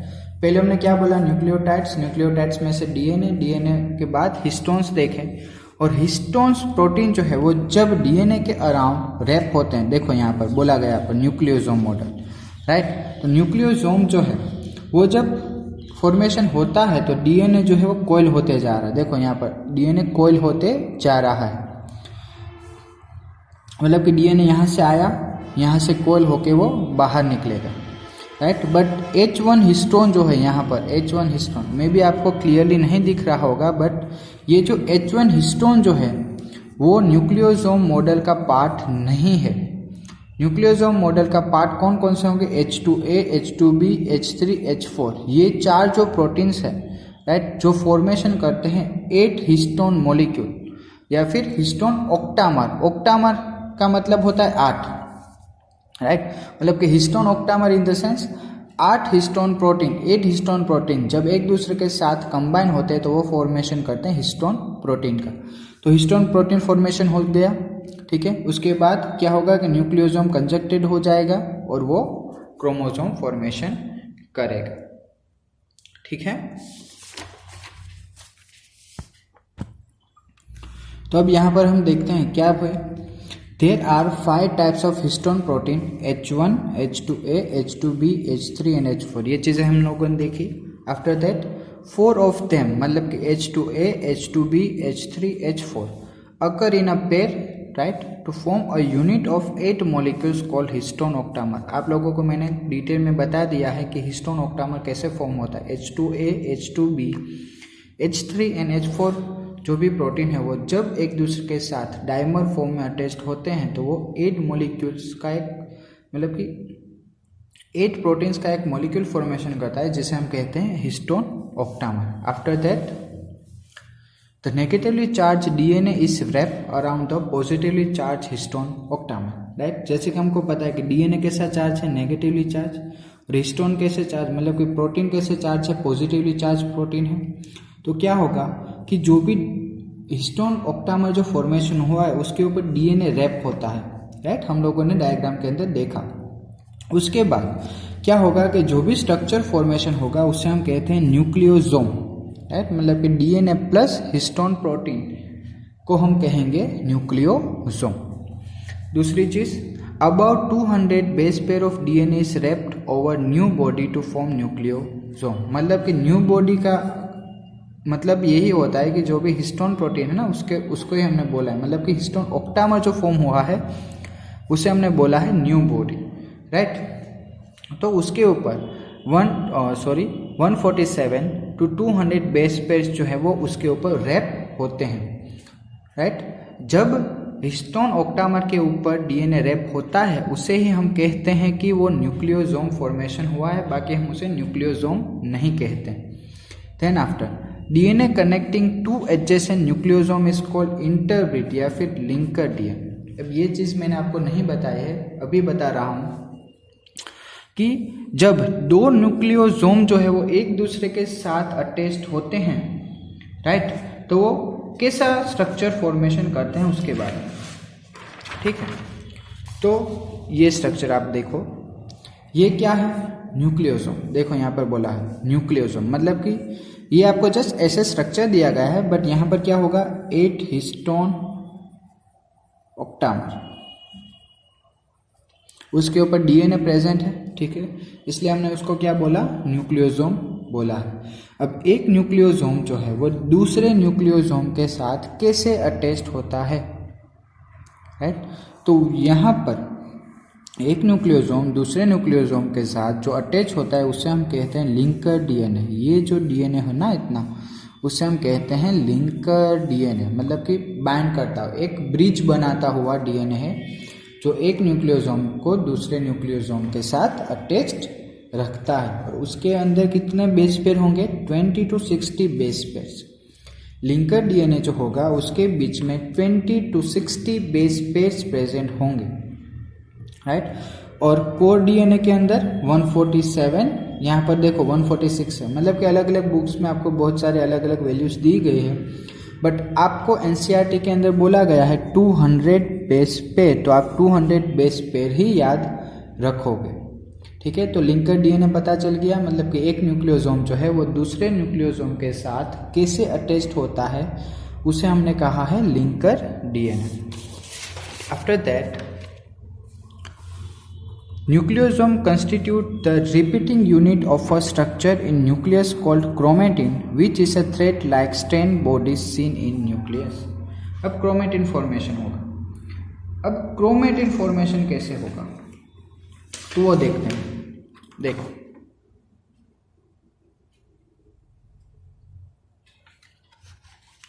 ये स्ट्रक्चर देखते हैं। देखो सबसे पहले क्या है, डीएनए है, राइट। यहाँ पर क्या होगा, न्यूक्लियोटाइड्स, राइट, मतलब adenine, guanine, cytosine, thymine present होंगे, वो डीएनए फॉर्मेशन करेंगे। यहाँ पर क्या है, हिस्टोन ऑक्टामर है, राइट। हिस्टोन ऑक्टामर क्या करेगा, डीएनए को रैप करेगा। वो एक न्यूक्लियोसोम है वो दूसरे न्यूक्लियोसोम पर जाएगा लिंकर डीएनए थ्रू, उसके बाद दूसरा न्यूक्लियोसोम, उसके बाद दूसरा न्यूक्लियोसोम। उस तरह से लिंकर डीएनए की हेल्प से वो आगे कोयल होते जाएगा, जो भी डीएनए जो है वो कोयल होते जाएगा, राइट। तो यहाँ पर कोयल होते जा रहा है, देखो यहाँ पर भी यही चीज हो रही है, ठीक है। डीएनए यहाँ पर जो आपको डॉट्स दिख रहे हैं ना, वो और कुछ नहीं है, वो न्यूक्लियोसोम से है, कंफ्यूज होने की जरूरत नहीं है। यहाँ पर ये सभी जो डॉट्स आपको दिख रहे हैं वो सभी डॉट्स क्या है, तो न्यूक्लियोसोम से है, राइट। अब क्या होगा कि डीएनए जब कोयल होते जाएगा तो वो क्या फॉर्मेशन करेगा, क्रोमेटिन फाइबर्स फॉर्मेशन करेगा। और जो क्रोमेटिन फाइबर्स जो है वो उसके बाद क्या फॉर्मेशन करेगा, कोइल्ड कोयल या फिर क्रोमेटिन, ठीक है। यहाँ पर ये वाला स्ट्रक्चर आप देखो क्या होते जा रहा है, कोयल होते जा रहा है, कोयल होते जा रहा है, तो ये क्या फॉर्म हुआ, क्रोमेटिन फॉर्मेशन हुआ है। और chromatin ultimately leads to the formation of chromosome. उसके बाद लास्ट में क्या फॉर्मेशन होगा, क्रोमोसोम फॉर्मेशन होगा, राइट। तो देखो सबसे पहले क्या होगा कि डीएनए जो है वो क्या फॉर्म करेगा, न्यूक्लियोसोम। न्यूक्लियोसोम में से सोलेनॉइड फॉर्मेशन होगा। सोलेनोइड में से क्रोमेटिन फाइबर, क्रोमेटिन फाइबर में से क्रोमेटिड और क्रोमेटिड में से क्रोमोसोम फॉर्मेशन होगा। तो इस तरह से पूरी जो प्रोसेस है वो होती है। ठीक है, तो यहाँ पर आपको यही चीज बोली गई थी, क्रोमेटिड, राइट। अब एक चीज जो मैंने आपको पहले ही बता दी थी कि H1 is not a part of nucleosome model, मतलब कि H1 जो प्रोटीन है वो न्यूक्लियोसोम मॉडल का पार्ट नहीं है, but it just help in linking of the nucleosome and act as a support system for histone octamer, right. मतलब कि वो पार्ट नहीं है न्यूक्लियोसोम मॉडल का, but it just help to link the nucleosome, मतलब कि जो भी न्यूक्लियोसोम्स जो हैं उसको एक दूसरे के साथ अटैच रखने के लिए हेल्प कौन करता है, H1 प्रोटीन। अब आपको होगा कि सर वो कैसे, राइट, तो वो भी देखते हैं कि किस तरह से वो होता है। देखो हम लोगों ने स्ट्रक्चर तो देख लिए हैं, सभी स्ट्रक्चर देख लिए हैं, राइट। तो ये क्या है, हम लोगों को पता है न्यूक्लियोसोम्स है, ये न्यूक्लियोसोम, राइट। न्यूक्लियोसोम के ऊपर DNA रैप होते जा रहा है यहाँ पर, राइट। अब हमने बोला यहाँ पर हिस्टोन प्रोटीन है, इसका सिंप्लीफाइड स्ट्रक्चर भी हम लोगों ने देखा है कि कैसे दिखता है। ठीक है, अब क्या होगा कि जब, तो ये जो है वो सिंप्लीफाइड स्ट्रक्चर है, मतलब कि 8 प्रोटीन्स यहाँ पर और H1 जो है वो यहाँ से साइड में अलग है, राइट, जो इसके साथ अटैच्ड है, राइट। तो ये से स्ट्रक्चर है, तो यही न्यूक्लियोसोम है, राइट। तो उसका स्ट्रक्चर हम अब देखते हैं। तो अब आप इस स्ट्रक्चर में देखो तो ये न्यूक्लियोसोम है, तो यहाँ पर बहुत सारे न्यूक्लियोसोम एक दूसरे के साथ अटैच्ड हैं। तो ये न्यूक्लियोसोम जो है वो हम साइड व्यू है, ये जो है ना वो साइड व्यू है, राइट, साइड व्यू है। अब अगर हम उसे अपर व्यू मतलब कि ऊपर से देखें तो वो कैसे दिखेगा, इस तरह से दिखेगा, ये जो स्ट्रक्चर है ना वैसे दिखेगा, राइट। तो यहाँ पर आप देख सकते हो कि जो ये H1 प्रोटीन, यहाँ पर देखो H1 प्रोटीन बीच में है, ठीक है। बट यहाँ पर जो हिस्टोन ऑक्टामर जो फॉर्मेशन हुआ है, हिस्टोन ऑक्टामर के ऊपर जो DNA रैप हुआ है उसके साथ हिस्टोन 1 या फिर H1 हिस्टोन जो है वो अटैच नहीं है, क्लियरली आपको यहाँ से दिख रहा है। उसी के बेसिस पर आप बोल सकते हो कि जो H1 हिस्टोन प्रोटीन जो है वो न्यूक्लियोसोम मॉडल का पार्ट नहीं है, राइट। तो ये सिंपली हमारा जो टॉपिक था packaging of DNA in prokaryotes and packaging of DNA in eukaryotes, right, वो दोनों हमने कंप्लीट कर लिया है। अब आगे देखते हैं, हम लोगों ने सिंपली हिस्टोन प्रोटीन देख लिया है, अब हम देखेंगे non histone chromosomal proteins, right. तो स्टार्ट करते हैं। तो nucleosome in chromatin are seen as beads on string structure when viewed under electron microscope. अब आपको होगा कि सर ये क्या है, ठीक है। तो देखो जैसे कि हम लोगों ने देखा कि जो न्यूक्लियोसोम के जो स्ट्रक्चर्स जो थे वो एक दूसरे के साथ अटैच्ड है, right, with the help of linker DNA, ठीक है।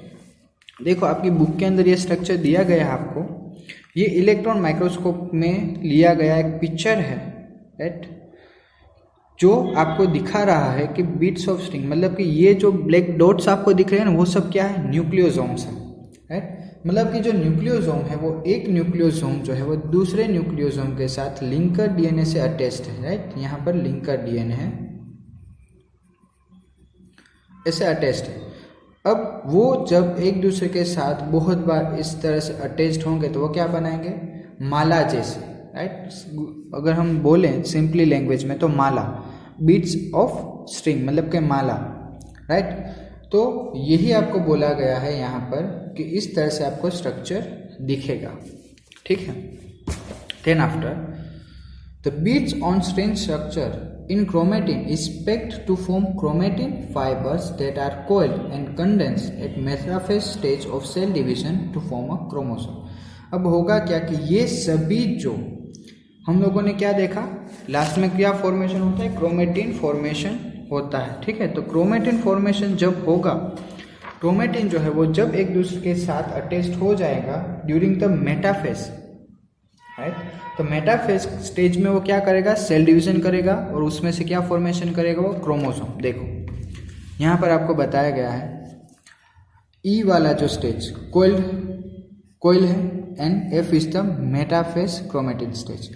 ये जो स्टेज है ना, हम लोगों ने ये पूरा स्ट्रक्चर देख लिया था। ये वाला जो स्टेज है ना, यहाँ पर आप देख सकते हैं कि जो भी क्रोमेटिन जो है वो एक दूसरे के साथ सिंपली अरेंज हो जा रहे हैं और लास्ट में वो क्या फॉर्मेशन करेगा, क्रोमोसोम फॉर्मेशन करेगा। लास्ट में ये जो स्ट्रक्चर बनेगा उसे हम कहेंगे क्रोमोसोम। ठीक है, तो इसी तरह से आपको यहाँ पर बोला गया है कि ड्यूरिंग द मेटाफेज स्टेज जो भी क्रोमेटिन होगा वो सेल डिवीजन करेगा और वो क्या फॉर्मेशन करेगा, क्रोमोसोम फॉर्मेशन करेगा। Then after the packaging of chromatin at higher level require additional set of proteins. अब होगा क्या कि जब पैकेजिंग होगा राइट हायर लेवल पे, मतलब कि बहुत ज़्यादा स्पीड में जब पैकेजिंग होती है तो उसे एडिशनल प्रोटीन्स की ज़रूरत पड़ती है, which are referred to at non histone chromosomal proteins. समझ में आया? अभी तक हम लोगों ने क्या देखा, सिंपली कि हिस्टोन प्रोटीन क्या है। हिस्टोन प्रोटीन किस में पार्टिसिपेट करते हैं, in the packaging of DNA. अब नॉन हिस्टोन प्रोटीन्स जो है वो भी पार्टिसिपेट करते हैं in the DNA packaging, but किस तरह से कि जब क्रोमेटिन जो है राइट, हम लोगों ने जो हिस्टोन प्रोटीन देखे थे वो किसके अंदर देखे थे, पैकेजिंग ऑफ डीएनए के अंदर। बट यहाँ पर क्या है, पैकेजिंग ऑफ क्रोमेटिन राइट। यहाँ पर क्रोमेटिन का जो पैकेजिंग हो रहा है उसके लिए जो एडिशनल प्रोटीन्स चाहिए होंगे उसे हमने कहा है नॉन हिस्टोन क्रोमोसोमल प्रोटीन्स। अब होगा क्या, अब हम बात करेंगे यूक्रोमेटिन के एंड हेटेरोक्रोमेटिन के बारे में। In a typical nucleus, some regions of chromatin are loosely packed and are मतलब कि loosely packed होंगे and stained light and are referred to as euchromatin or true chromatin and which are more active। अब U का मतलब क्या होता है, मैंने आपको ये चीज़ आगे भी बताई है कि U का मतलब होता है ट्रू राइट। मतलब कि हम यूकैरियोट्स क्यों कहते हैं, मतलब कि ट्रू कैरियोट्स राइट, मतलब कि प्रिमिटिव कैरियोट्स नहीं है वो।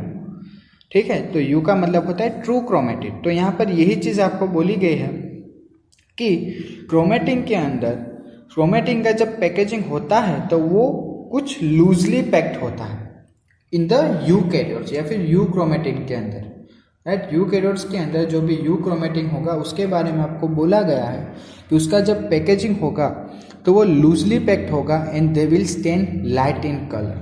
तो वो कैसे, वो भी मैं आपको दिखा दूंगा। दूसरी जो चीज़ आपको बोली है वो बोली है the chromatin that is more densely packed and stains dark are called heterochromatin. Euchromatin and heterochromatin, दो क्रोमेटिन आए हैं। यूक्रोमेटिन हमने देखा, उसके बाद हमने देखा हेटेरोक्रोमेटिन। तो यूक्रोमेटिन में क्या था कि उसके पास जो भी क्रोमेटिन है वो लूजली पैक्ड है और स्टेन कैसा हो रहा है, लाइट स्टेन। बट यहाँ पर देखो आप, क्रोमेटिन कैसा है, डेंसली पैक्ड है and they will stain dark, तो उसे हम कहेंगे heterochromatin. Euchromatin is said to be transcription active chromatin whereas heterochromatin is inactive. मतलब कि ट्रांसक्रिप्शन की process right, DNA to RNA जो फॉर्मेशन होता है ना, transcription right, DNA to RNA, उसी प्रोसेस के बारे में हम लोगों ने यहाँ पर बोला है कि उसमें पार्टिसिपेट करते हैं। और एक जो स्ट्रक्चर है आपको यहाँ पर दिया गया है, ड्रॉ किया है मैंने, देखो क्या है, ये एक सिंपली क्रोमोसोम का स्ट्रक्चर है। अब होगा क्या, ये आपको पता है कि सेंटर में क्या होता है, सेंट्रोमियर प्रेजेंट होता है राइट, फिर उसके साइड में काइनेटोकोर्स प्रेजेंट होता है, ये सभी चीज़ें आपको पता है। अब बीच का पोर्शन, ये वाला जो ऑरेंज पोर्शन, अपर पोर्शन में भी ऑरेंज पोर्शन और यहाँ पर लास्ट में भी ऑरेंज पोर्शन, ये सभी जो ऑरेंज पोर्शंस जो हैं वो रिप्रेजेंट कर रहे हैं हेटेरोक्रोमेटिन को, और ये जो ब्लूइश कलर जो आपको दिख रहा है वो रिप्रेजेंट कर रहे हैं यूक्रोमेटिन राइट। तब होगा क्या कि यूक्रोमेटिन की अगर हम बात करें तो हम लोगों ने क्या देखा कि जो न्यूक्लियोसोम्स जो होते हैं वो जब एक दूसरे से बहुत ज़्यादा दूर होंगे, न्यूक्लियोसोम जो है वो एक दूसरे से बहुत ज़्यादा दूर होंगे, तो जो डीएनए पैकेजिंग भी होगा वो कैसा होगा, लूजली पैक्ड होगा राइट। तो डीएनए पैकेजिंग कैसा होगा, लूजली पैक्ड होगा। और स्टेन कैसा होगा कि जब आप इस क्रोमोसोम को किसी भी स्टेन से अगर आप स्टेन करो, राइट, किसी भी डाई से अगर आप स्टेन करो, कलर करो उसको, तो वो आपको लाइट स्टेन दिखेगा, मतलब कि बहुत ज़्यादा डार्क कलर आपको उसके अंदर देखने को नहीं मिलेगा। ठीक है, तो इसी की वजह से यहाँ पर जो यू क्रोमेटिन है वो लूजली पैक्ड है और लाइट स्टेन है, मतलब कि इस क्रोमोसोम के अंदर जो ब्लूइश कलर का जो पोर्शन आपको दिख रहा है, वहाँ पर जो भी डीएनए प्रेजेंट होगा वो कैसा होगा, लूजली पैक्ड होगा। अगर हम ऑरेंज पोर्शन की बात करें तो orange portion indicate the heterochromatin. अगर हम हेट्रोक्रोमेटिन की बात करें तो वहाँ पर क्या है कि जो भी न्यूक्लियोसोम जो है वो बहुत एक दूसरे के नज़दीक या फिर नज़दीक प्रेजेंट है, एक दूसरे के बहुत पास प्रेजेंट है।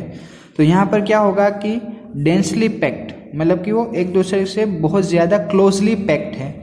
दूसरी चीज़ ये कि जब वो एक दूसरे से क्लोजली पैक्ड होंगे तो वो स्टेन कैसा करेंगे, डार्क स्टेन देंगे, मतलब कि वो आप जब उसको स्टेन करोगे तो वो आपको बहुत डार्किश कलर में आपको देखने को मिलेंगे, राइट। और सबसे ऊपर टेलोमर्स, लास्ट में भी टेलोमर्स, राइट।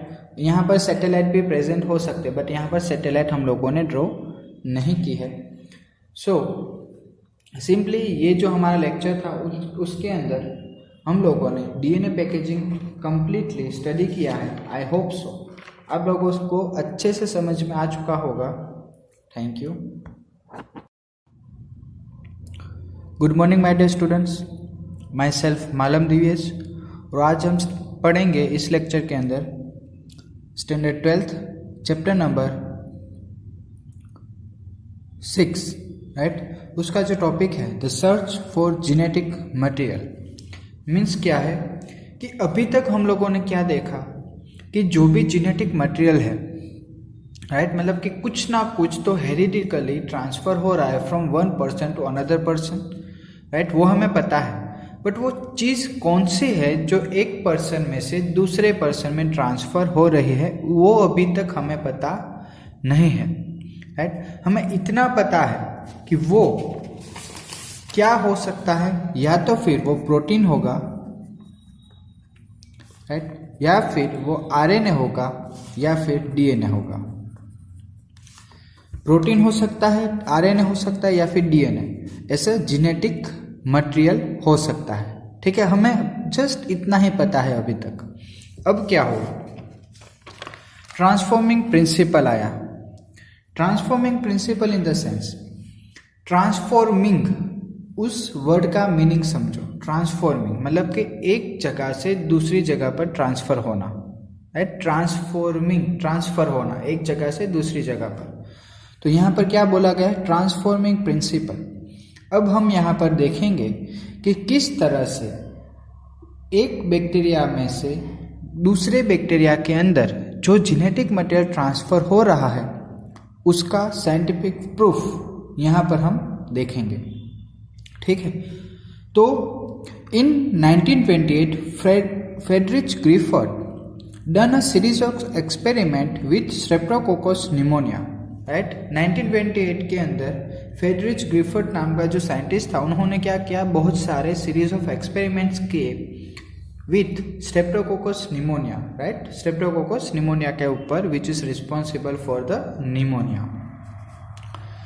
व्हेन स्ट्रेप्टोकोकस निमोनिया, मतलब कि स्ट्रेप्टोकोकस, कोकस का शेप कैसा होता है, राउंड शेप होता है, राइट। आप लोगों को पता होगा राउंड शेप।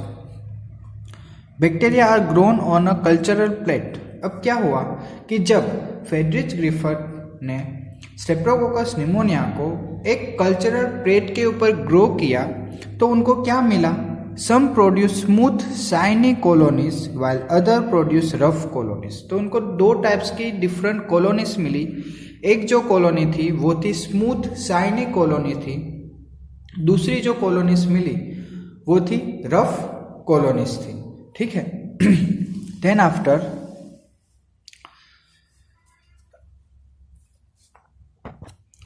अब क्या हुआ, हमको पता चल गया कि जब स्ट्रेप्टोकोकस निमोनिया का ग्रो किया गया कल्चरल प्लेट के ऊपर तो दो टाइप्स की कॉलोनीज मिली, एक स्मूथ शाइनी कॉलोनीज थी, दूसरी रफ कॉलोनी थी।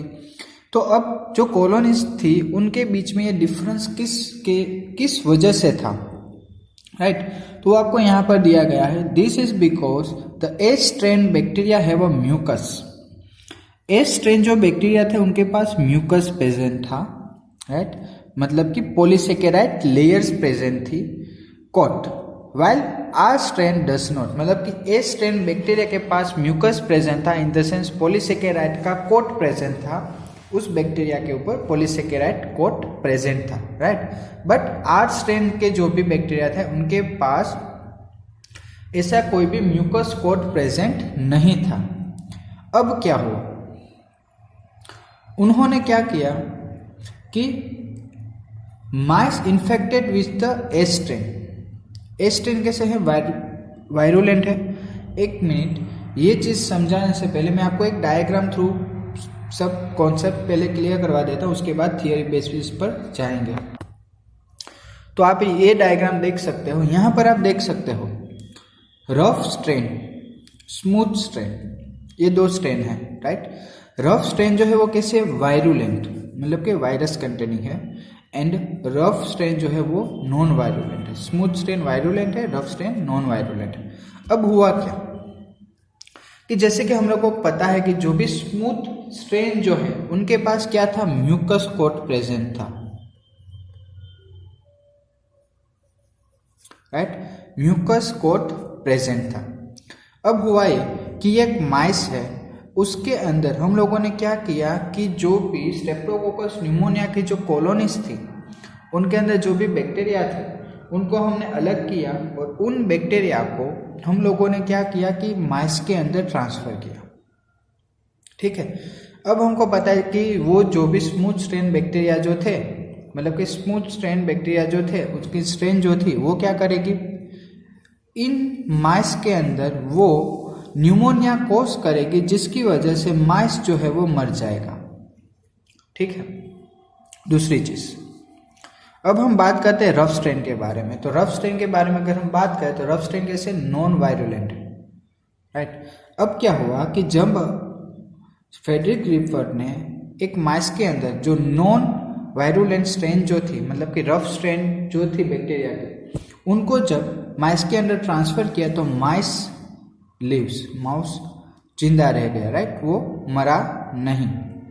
देन आफ्टर उन्होंने क्या किया, हीट किल्ड स्मूथ स्ट्रेन। अब उनको पता था कि अगर ये जो स्ट्रेप्टोकोकस न्यूमोनिया के जो भी बैक्टीरिया है अगर उनको हीट दे तो वो मर जाएंगे, वो उनको पता था। इसलिए उन्होंने क्या किया पहले कि जो भी स्ट्रेप्टोकोकस न्यूमोनिया के जो बैक्टीरिया थे उनको पहले उन्होंने हीट किल कर दिया, मतलब कि हीट से उनको मार दिया। देन आफ्टर उन्होंने क्या किया कि वो जो हीट किल स्ट्रेन जो थी उनको किसी भी माइस के अंदर ट्रांसफर किया। तो अब उसके ऊपर से उनको क्या पता चला कि माइस जो है वो जिंदा रहेगा, मतलब कि वो मरा नहीं है। एंड लास्ट में उन्होंने क्या किया कि rough strain and heat kill smooth strain. अब उन्होंने ये किया कि यहाँ पर जो हमारे पास heat killed smooth strain bacteria जो थे वो ली, एंड दूसरी साइड ली उन्होंने रफ स्ट्रेन, उन दोनों को मिक्स किया। और वो जो मिक्स कल्चर जो था उन्होंने माइस के अंदर जब ट्रांसफर किया तो जो माइस जो था वो मर गया, ठीक है। तो ये 4 स्टेजेस, मतलब कि डिफरेंट टाइप्स ऑफ एक्सपेरिमेंट हुए, मतलब कि सीरीज ऑफ एक्सपेरिमेंट की उन्होंने, उसके बेसिस पर उन्होंने बहुत अच्छा सा कंक्लूजन दिया है, राइट, जो अब हम देखेंगे कि उन्होंने इन सभी एक्सपेरिमेंट्स की वजह से उनको क्या कंक्लूजन मिला, ठीक है। तो जैसे कि यहाँ पर मैंने बोला आपको कि S strain, right, S strain bacteria थे, उनको क्या किया, इंजेक्ट इनटू द माइस, तो mice will die. R strain लिए, राइट, तो यहाँ पर क्या हो, injected into mice, then mice live. ये सभी हम लोगों ने डायग्राम के अंदर देखा। अब यहाँ पर आपको ये चीज़ बोली गई कि Griffith was able to kill bacteria by heating them. यहाँ पर यही चीज़ बोली गई जो अभी हम लोगों ने डायग्राम थ्रू समझा था, वही चीज़ आपको यहाँ पर दी गई है कि ग्रिफर्ड को पता था कि अगर इन सभी बैक्टीरिया को अगर वो हीट किल करेंगे तो वो बैक्टीरिया मर जाएंगे।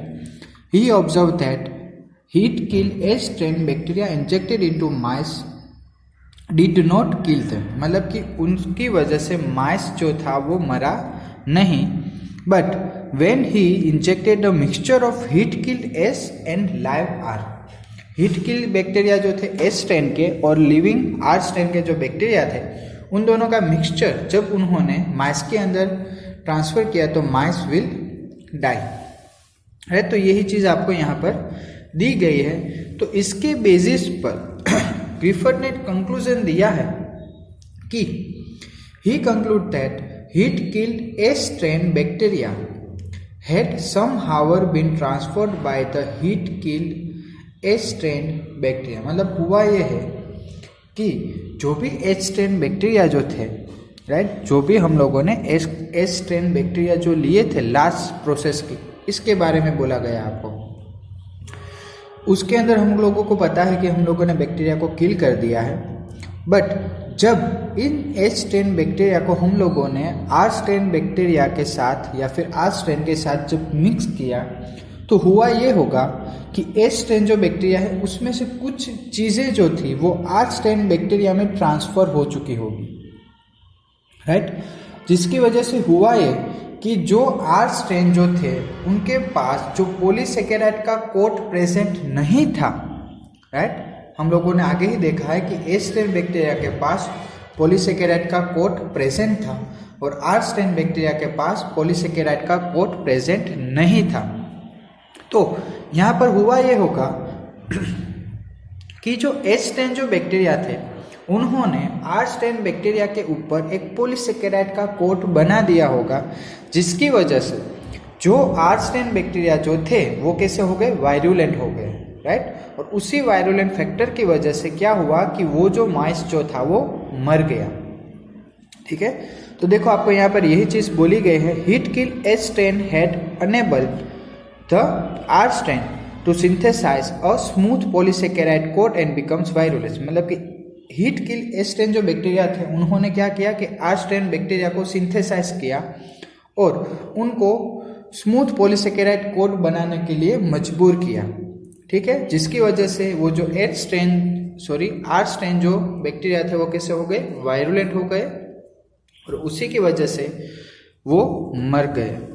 Then this must be due to the transfer of genetic material. अब हुआ क्या होगा कि ये जो सारी प्रोसेस जो थी उसके ऊपर से हम लोगों को पता चल गया कि हाँ कुछ ना कुछ तो ऐसी चीजें होंगी जो एक बैक्टीरिया में से from one bacteria to another bacteria transfer होती होगी।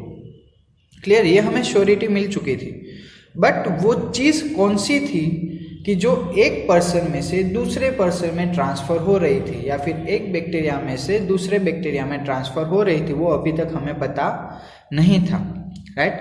तो हमें इतना जस्ट पता था कि वो जेनेटिक मटेरियल होगा, और जेनेटिक मटेरियल कौन कौन सा होगा, प्रोटीन हो सकता है, आरएनए हो सकता है या फिर डीएनए हो सकता है, तीनों में से कोई भी एक चीज होगी, जस्ट इतना हमें पता था।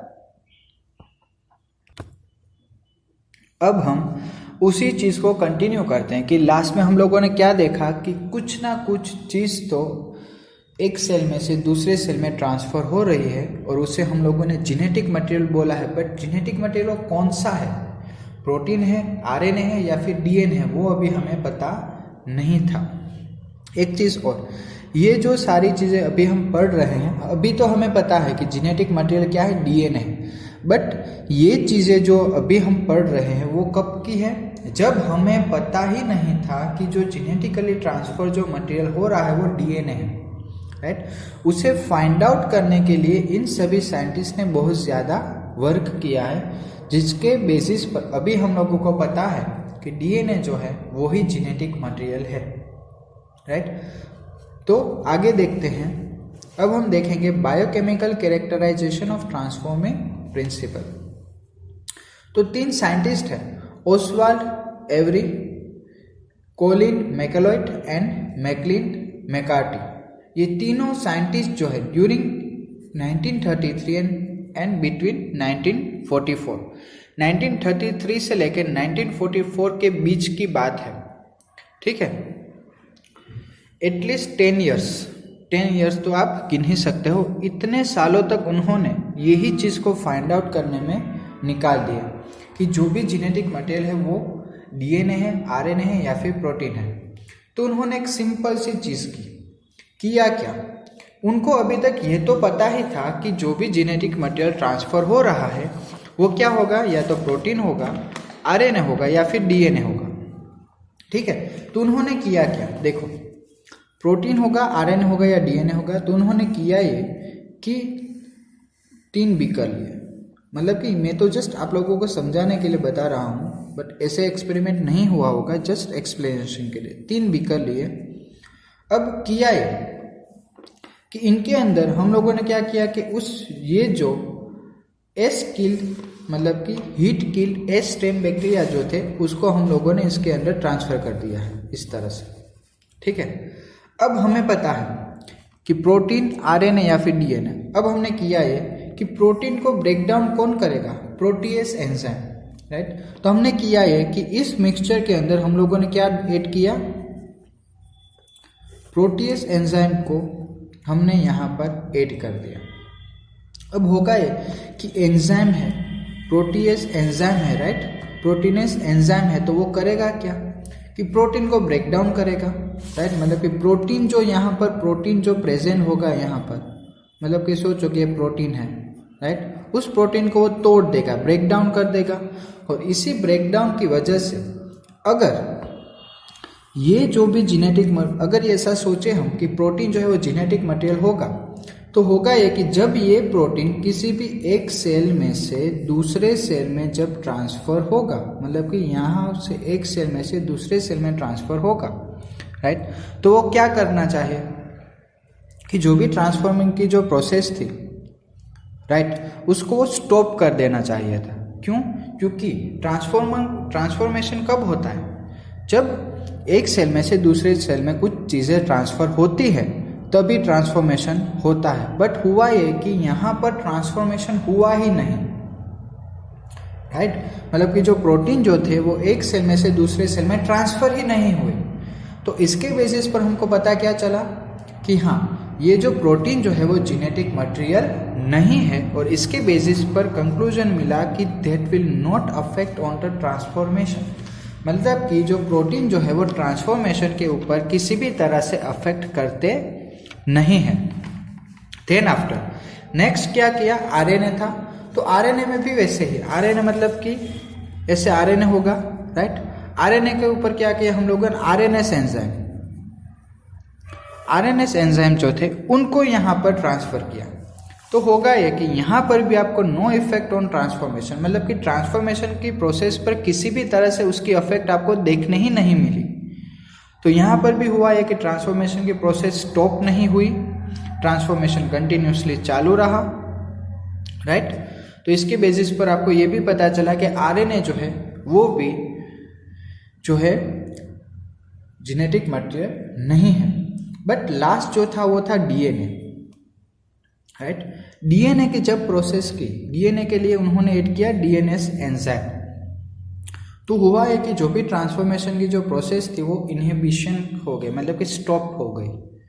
तो इसके बेसिस पर आपको पता चला कि हाँ, जो डीएनए है वो ही जेनेटिक मटेरियल है जो एक सेल में से दूसरे सेल में ट्रांसफ़र होता है, या फिर एक इंडिविजुअल मतलब कि एक पर्सन में से दूसरे पर्सन में ट्रांसफ़र होता है। ये प्रूफ था, और ये प्रूफ कौन से 3 साइंटिस्ट ने दिया, एवरी, मैकलॉयड एंड मैकार्टी। ये नाम याद रखना और डेट याद रखना, right, Oswald Avery, Colin MacLeod and Maclyn McCarty, ठीक है।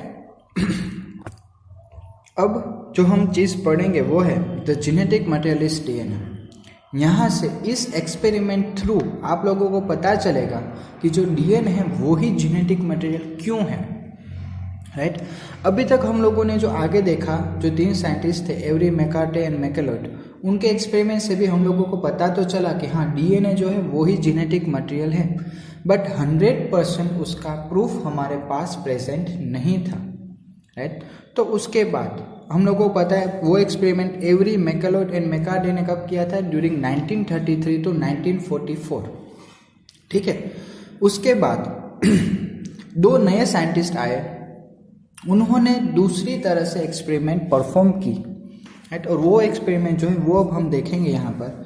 उन्होंने क्या किया, the unequivocal proof that DNA is the genetic material came from the experiment of Alfred Hershey and Martha Chase during 1952। अब 1944 के बाद डायरेक्टली 1952 में ये एक्सपेरिमेंट कैरी आउट किया गया, जो किया था हार्शली एंड चेस एक्सपेरिमेंट। इस एक्सपेरिमेंट को हम हार्शली चेस एक्सपेरिमेंट से भी जाने जाते हैं, ठीक है। यहाँ पर किया था क्या उन्होंने, तो वो देखते हैं। They worked with viruses that infect bacteria called bacteriophages. उन्होंने किसके ऊपर वर्क किया, बैक्टीरियोफाजिस के ऊपर वर्क किया। वैसे वायरस जो बैक्टीरिया के ऊपर अफेक्ट करते हैं उसे हम कहते हैं बैक्टीरियोफाजिस। तो उन्होंने बैक्टीरियोफाजिस कलेक्ट किए। Then the bacteriophage attaches to the bacteria. फिर उन्होंने क्या किया कि बैक्टीरियोफाज जो थे उनको किसी भी बैक्टीरिया, एग्जाम्पल लेते ई कोलाई के साथ उन्होंने उसे जोड़ दिया, अटैच कर दिया। And its genetic material then enters the bacterial cell. अब हुआ क्या होगा कि देखो, जो भी बैक्टीरियोफाज था, जब उन्होंने सोचो कि ये एक बैक्टीरिया है, राइट, इसके ऊपर एक वायरस आ गया, राइट, वायरस आ गया, तो उन्होंने क्या, वायरस के अंदर जेनेटिक मटेरियल होगा और यहाँ पर बैक्टीरिया के पास भी खुद का जेनेटिक मटेरियल होगा। वायरस क्या करेगा, खुद का जेनेटिक मटेरियल इस बैक्टीरिया के अंदर ट्रांसफर करेंगे और जो बैक्टीरिया का डीएनए जो है उसके साथ उसे अटैच कर देंगे। और बैक्टीरिया को ऐसा लगेगा कि ये तो मेरा ही डीएनए है, और वो नंबर ऑफ कॉपीज उसकी फॉर्म करते जाएंगे, ठीक है। ये चीज़ आपको पता है।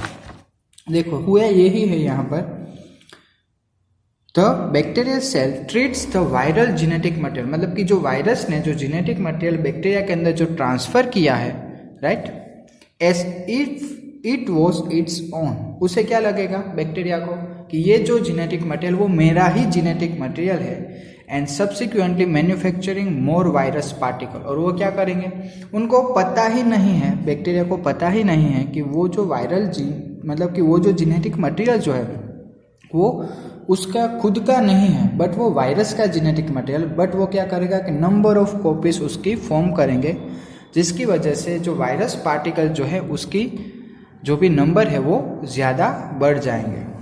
देन आफ्टर, यहाँ तक तो हमें पता चल गया कि क्या हुआ, राइट। अब Hershey and Chase worked to discover whether it was protein और DNA from the virus that enters the bacteria. अब यहाँ से हार्शली एंड चेस ने क्या स्टार्ट किया कि हमें पता है कि वायरस ने कुछ ना कुछ तो बैक्टीरिया के अंदर ट्रांसफर किया है, ऐसा जेनेटिक मटेरियल वो हमें पता है। और वो क्या होगा, या तो प्रोटीन होगा या फिर वो डीएनए होगा, वो भी हमें पता है, राइट। मतलब कि प्रोटीन होगा या तो फिर वो डीएनए होगा, दोनों में से एक चीज़ होगी, वो हमें पता है। अब उन्होंने ये किया कि कुछ जो वायरस जो थे उनको उन्होंने ग्रो किया फॉस्फोरस के, मतलब कि रेडियो एक्टिव फॉस्फोरस के ऊपर ग्रो किया। और कुछ जो वायरस थे उन्होंने उसे ग्रो किया रेडियो एक्टिव सल्फर के अंदर, राइट। देखो, they grew some viruses on a medium that contained radioactive phosphorus and some other on medium that containing radioactive sulfur। क्या हुआ कि कुछ जो वायरसेस थे उन्होंने रेडियो एक्टिव सल्फर का जो मिक्सचर था या फिर मीडियम था उसमें ग्रो किए, और कुछ वायरसेस को उन्होंने रेडियो एक्टिव सल्फर में ग्रो किए, ठीक है।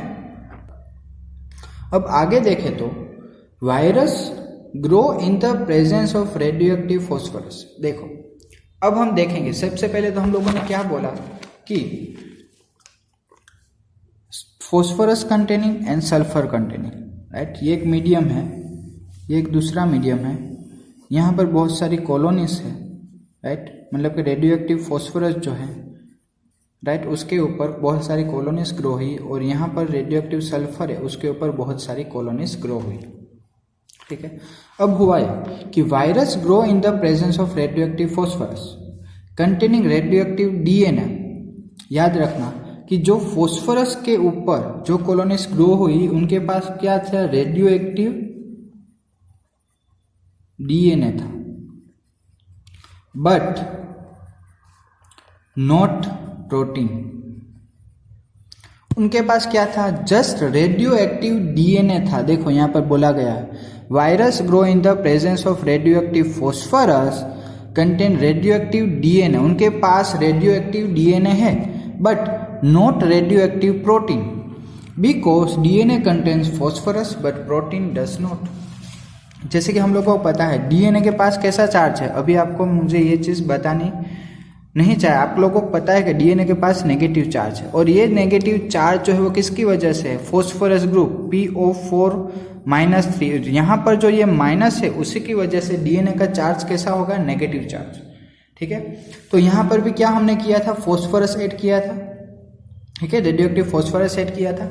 तो जो डीएनए है वो क्या करेगा कि रेडियो एक्टिव फॉस्फोरस की प्रेजेंस में वो ग्रो हो सकता है बट वो प्रोटीन के अंदर ग्रो नहीं होगा, राइट। और दूसरी तरह अगर हम बात करें यहाँ पर सल्फर की, अगर हम बात करें तो सल्फर में आपको क्या देखने को मिलेगा कि जो भी बैक्टीरिया सल्फर के अंदर जो ग्रो हुए हैं उनके पास रेडियो एक्टिव प्रोटीन है,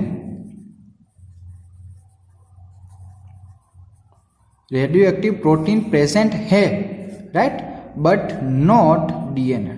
मतलब कि उनके पास रेडियो एक्टिव प्रोटीन तो प्रेजेंट है but radioactive DNA present नहीं है।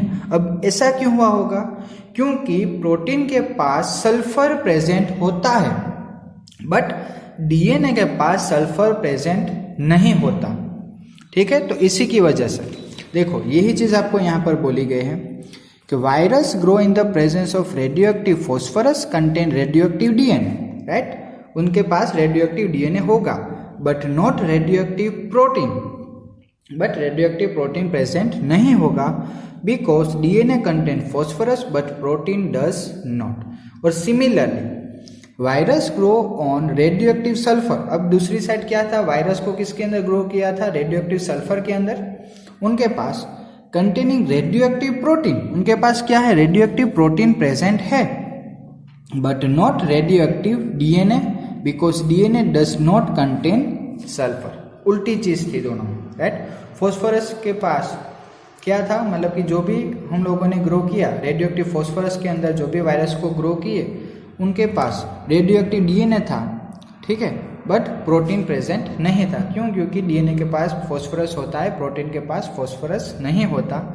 और दूसरी साइड देखें तो जो भी वायरस जो थे हम लोगों ने उसे रेडियो एक्टिव सल्फर के अंदर ग्रो किया, तो क्या पता चला कि उनके पास रेडियो एक्टिव प्रोटीन प्रेजेंट थे but radioactive DNA present नहीं था बिकॉज डीएनए के पास सल्फर प्रेजेंट नहीं होता है। ठीक है, अब क्या किया उन्होंने, तो radio active phage will allow to attach to E. coli bacteria. अब ये जो रेडियो एक्टिव फेजेस हमें मिले, 2 रेडियो एक्टिव फेजेस हमें मिले हैं। ठीक है, देखो ये अब हम देखेंगे डायग्राम थ्रू, डायग्राम में से समझेंगे कि क्या चीज़ हो रही है वो। देखो यहाँ पर आपके पास बैक्टीरियोफाज है, सल्फर लेबल प्रोटीन कैप्सूल, और यहाँ पर फॉस्फोरस लेबल डीएनए कोड, दोनों प्रेजेंट है। यहाँ पर इकोलाई है, यहाँ पर दूसरा इकोलाई है। अब क्या किया कि हमारे पास जो सल्फर लेबल जो बैक्टीरिया थे, सल्फर लेबल जो वायरस थे, उनको यहाँ पर इसके साथ बैक्टीरिया के साथ अटैच किया, और यहाँ पर फॉस्फोरस कंटेनिंग जो भी था उनको यहाँ पर अटैच किया, और दोनों को इन्फेक्शन होने दिया।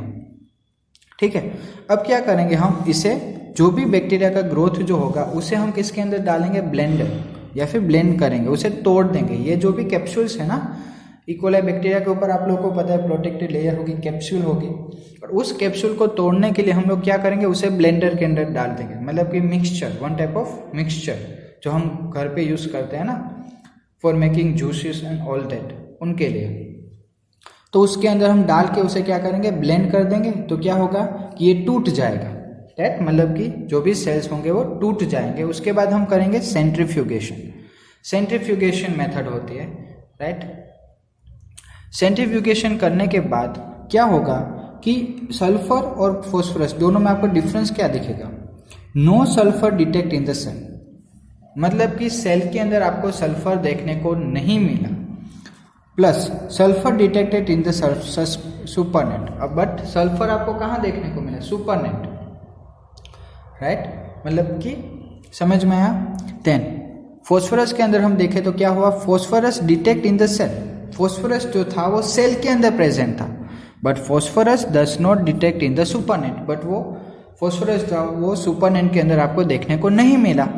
तो इसी की वजह से आपको पता चलेगा कि जो सल्फर जो था वो सेल के अंदर नहीं प्रेजेंट था। इसका मतलब क्या हुआ कि सल्फर जो है, मतलब कि सल्फर को हमने किसके साथ अटैच किया था, प्रोटीन के साथ, राइट। मतलब कि प्रोटीन जो है वो सेल के अंदर ट्रांसफर नहीं हो रहा है।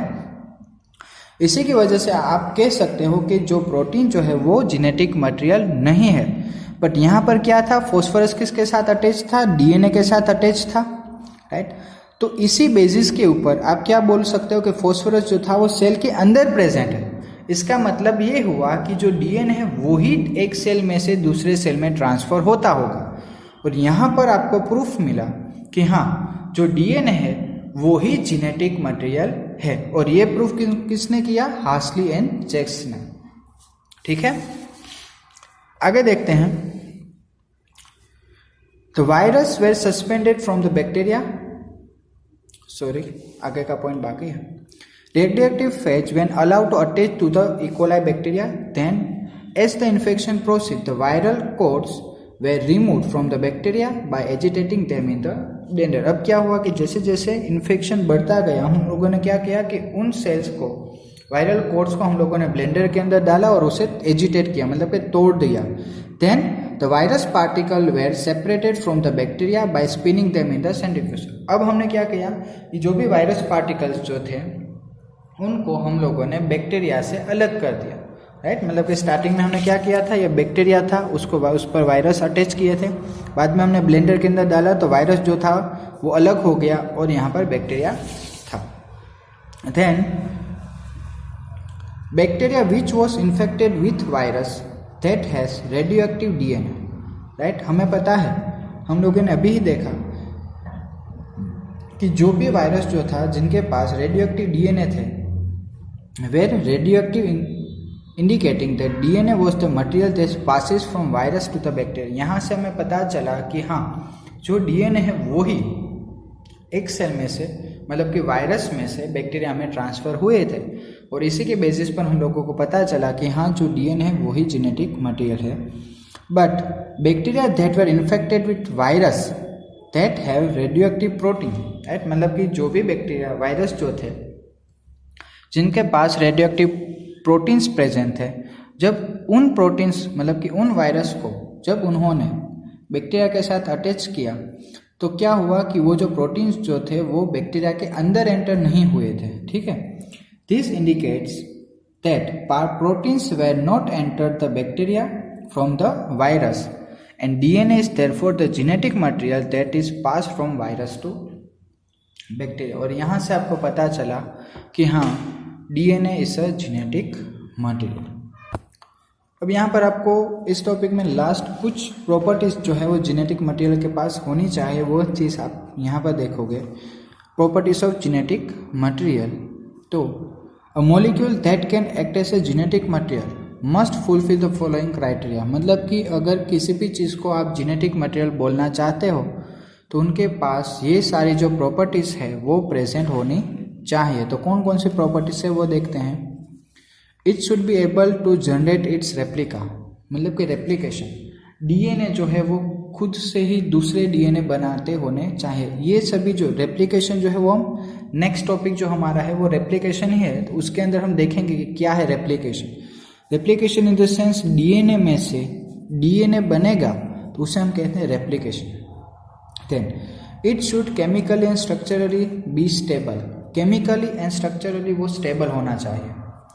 It should provide a scope for slow changes that are required for evolution। मतलब कि evolutionary जो भी changes होते हैं वो धीरे धीरे step by step evolutionary changes होने चाहिए, एक साथ changes नहीं होने चाहिए, वरना आप आइडेंटिफाई नहीं कर पाओगे कि क्या कौन सी चीज़ में changes हुए हैं, ठीक है। It should be able to express itself in the form of Mendelian characters, right.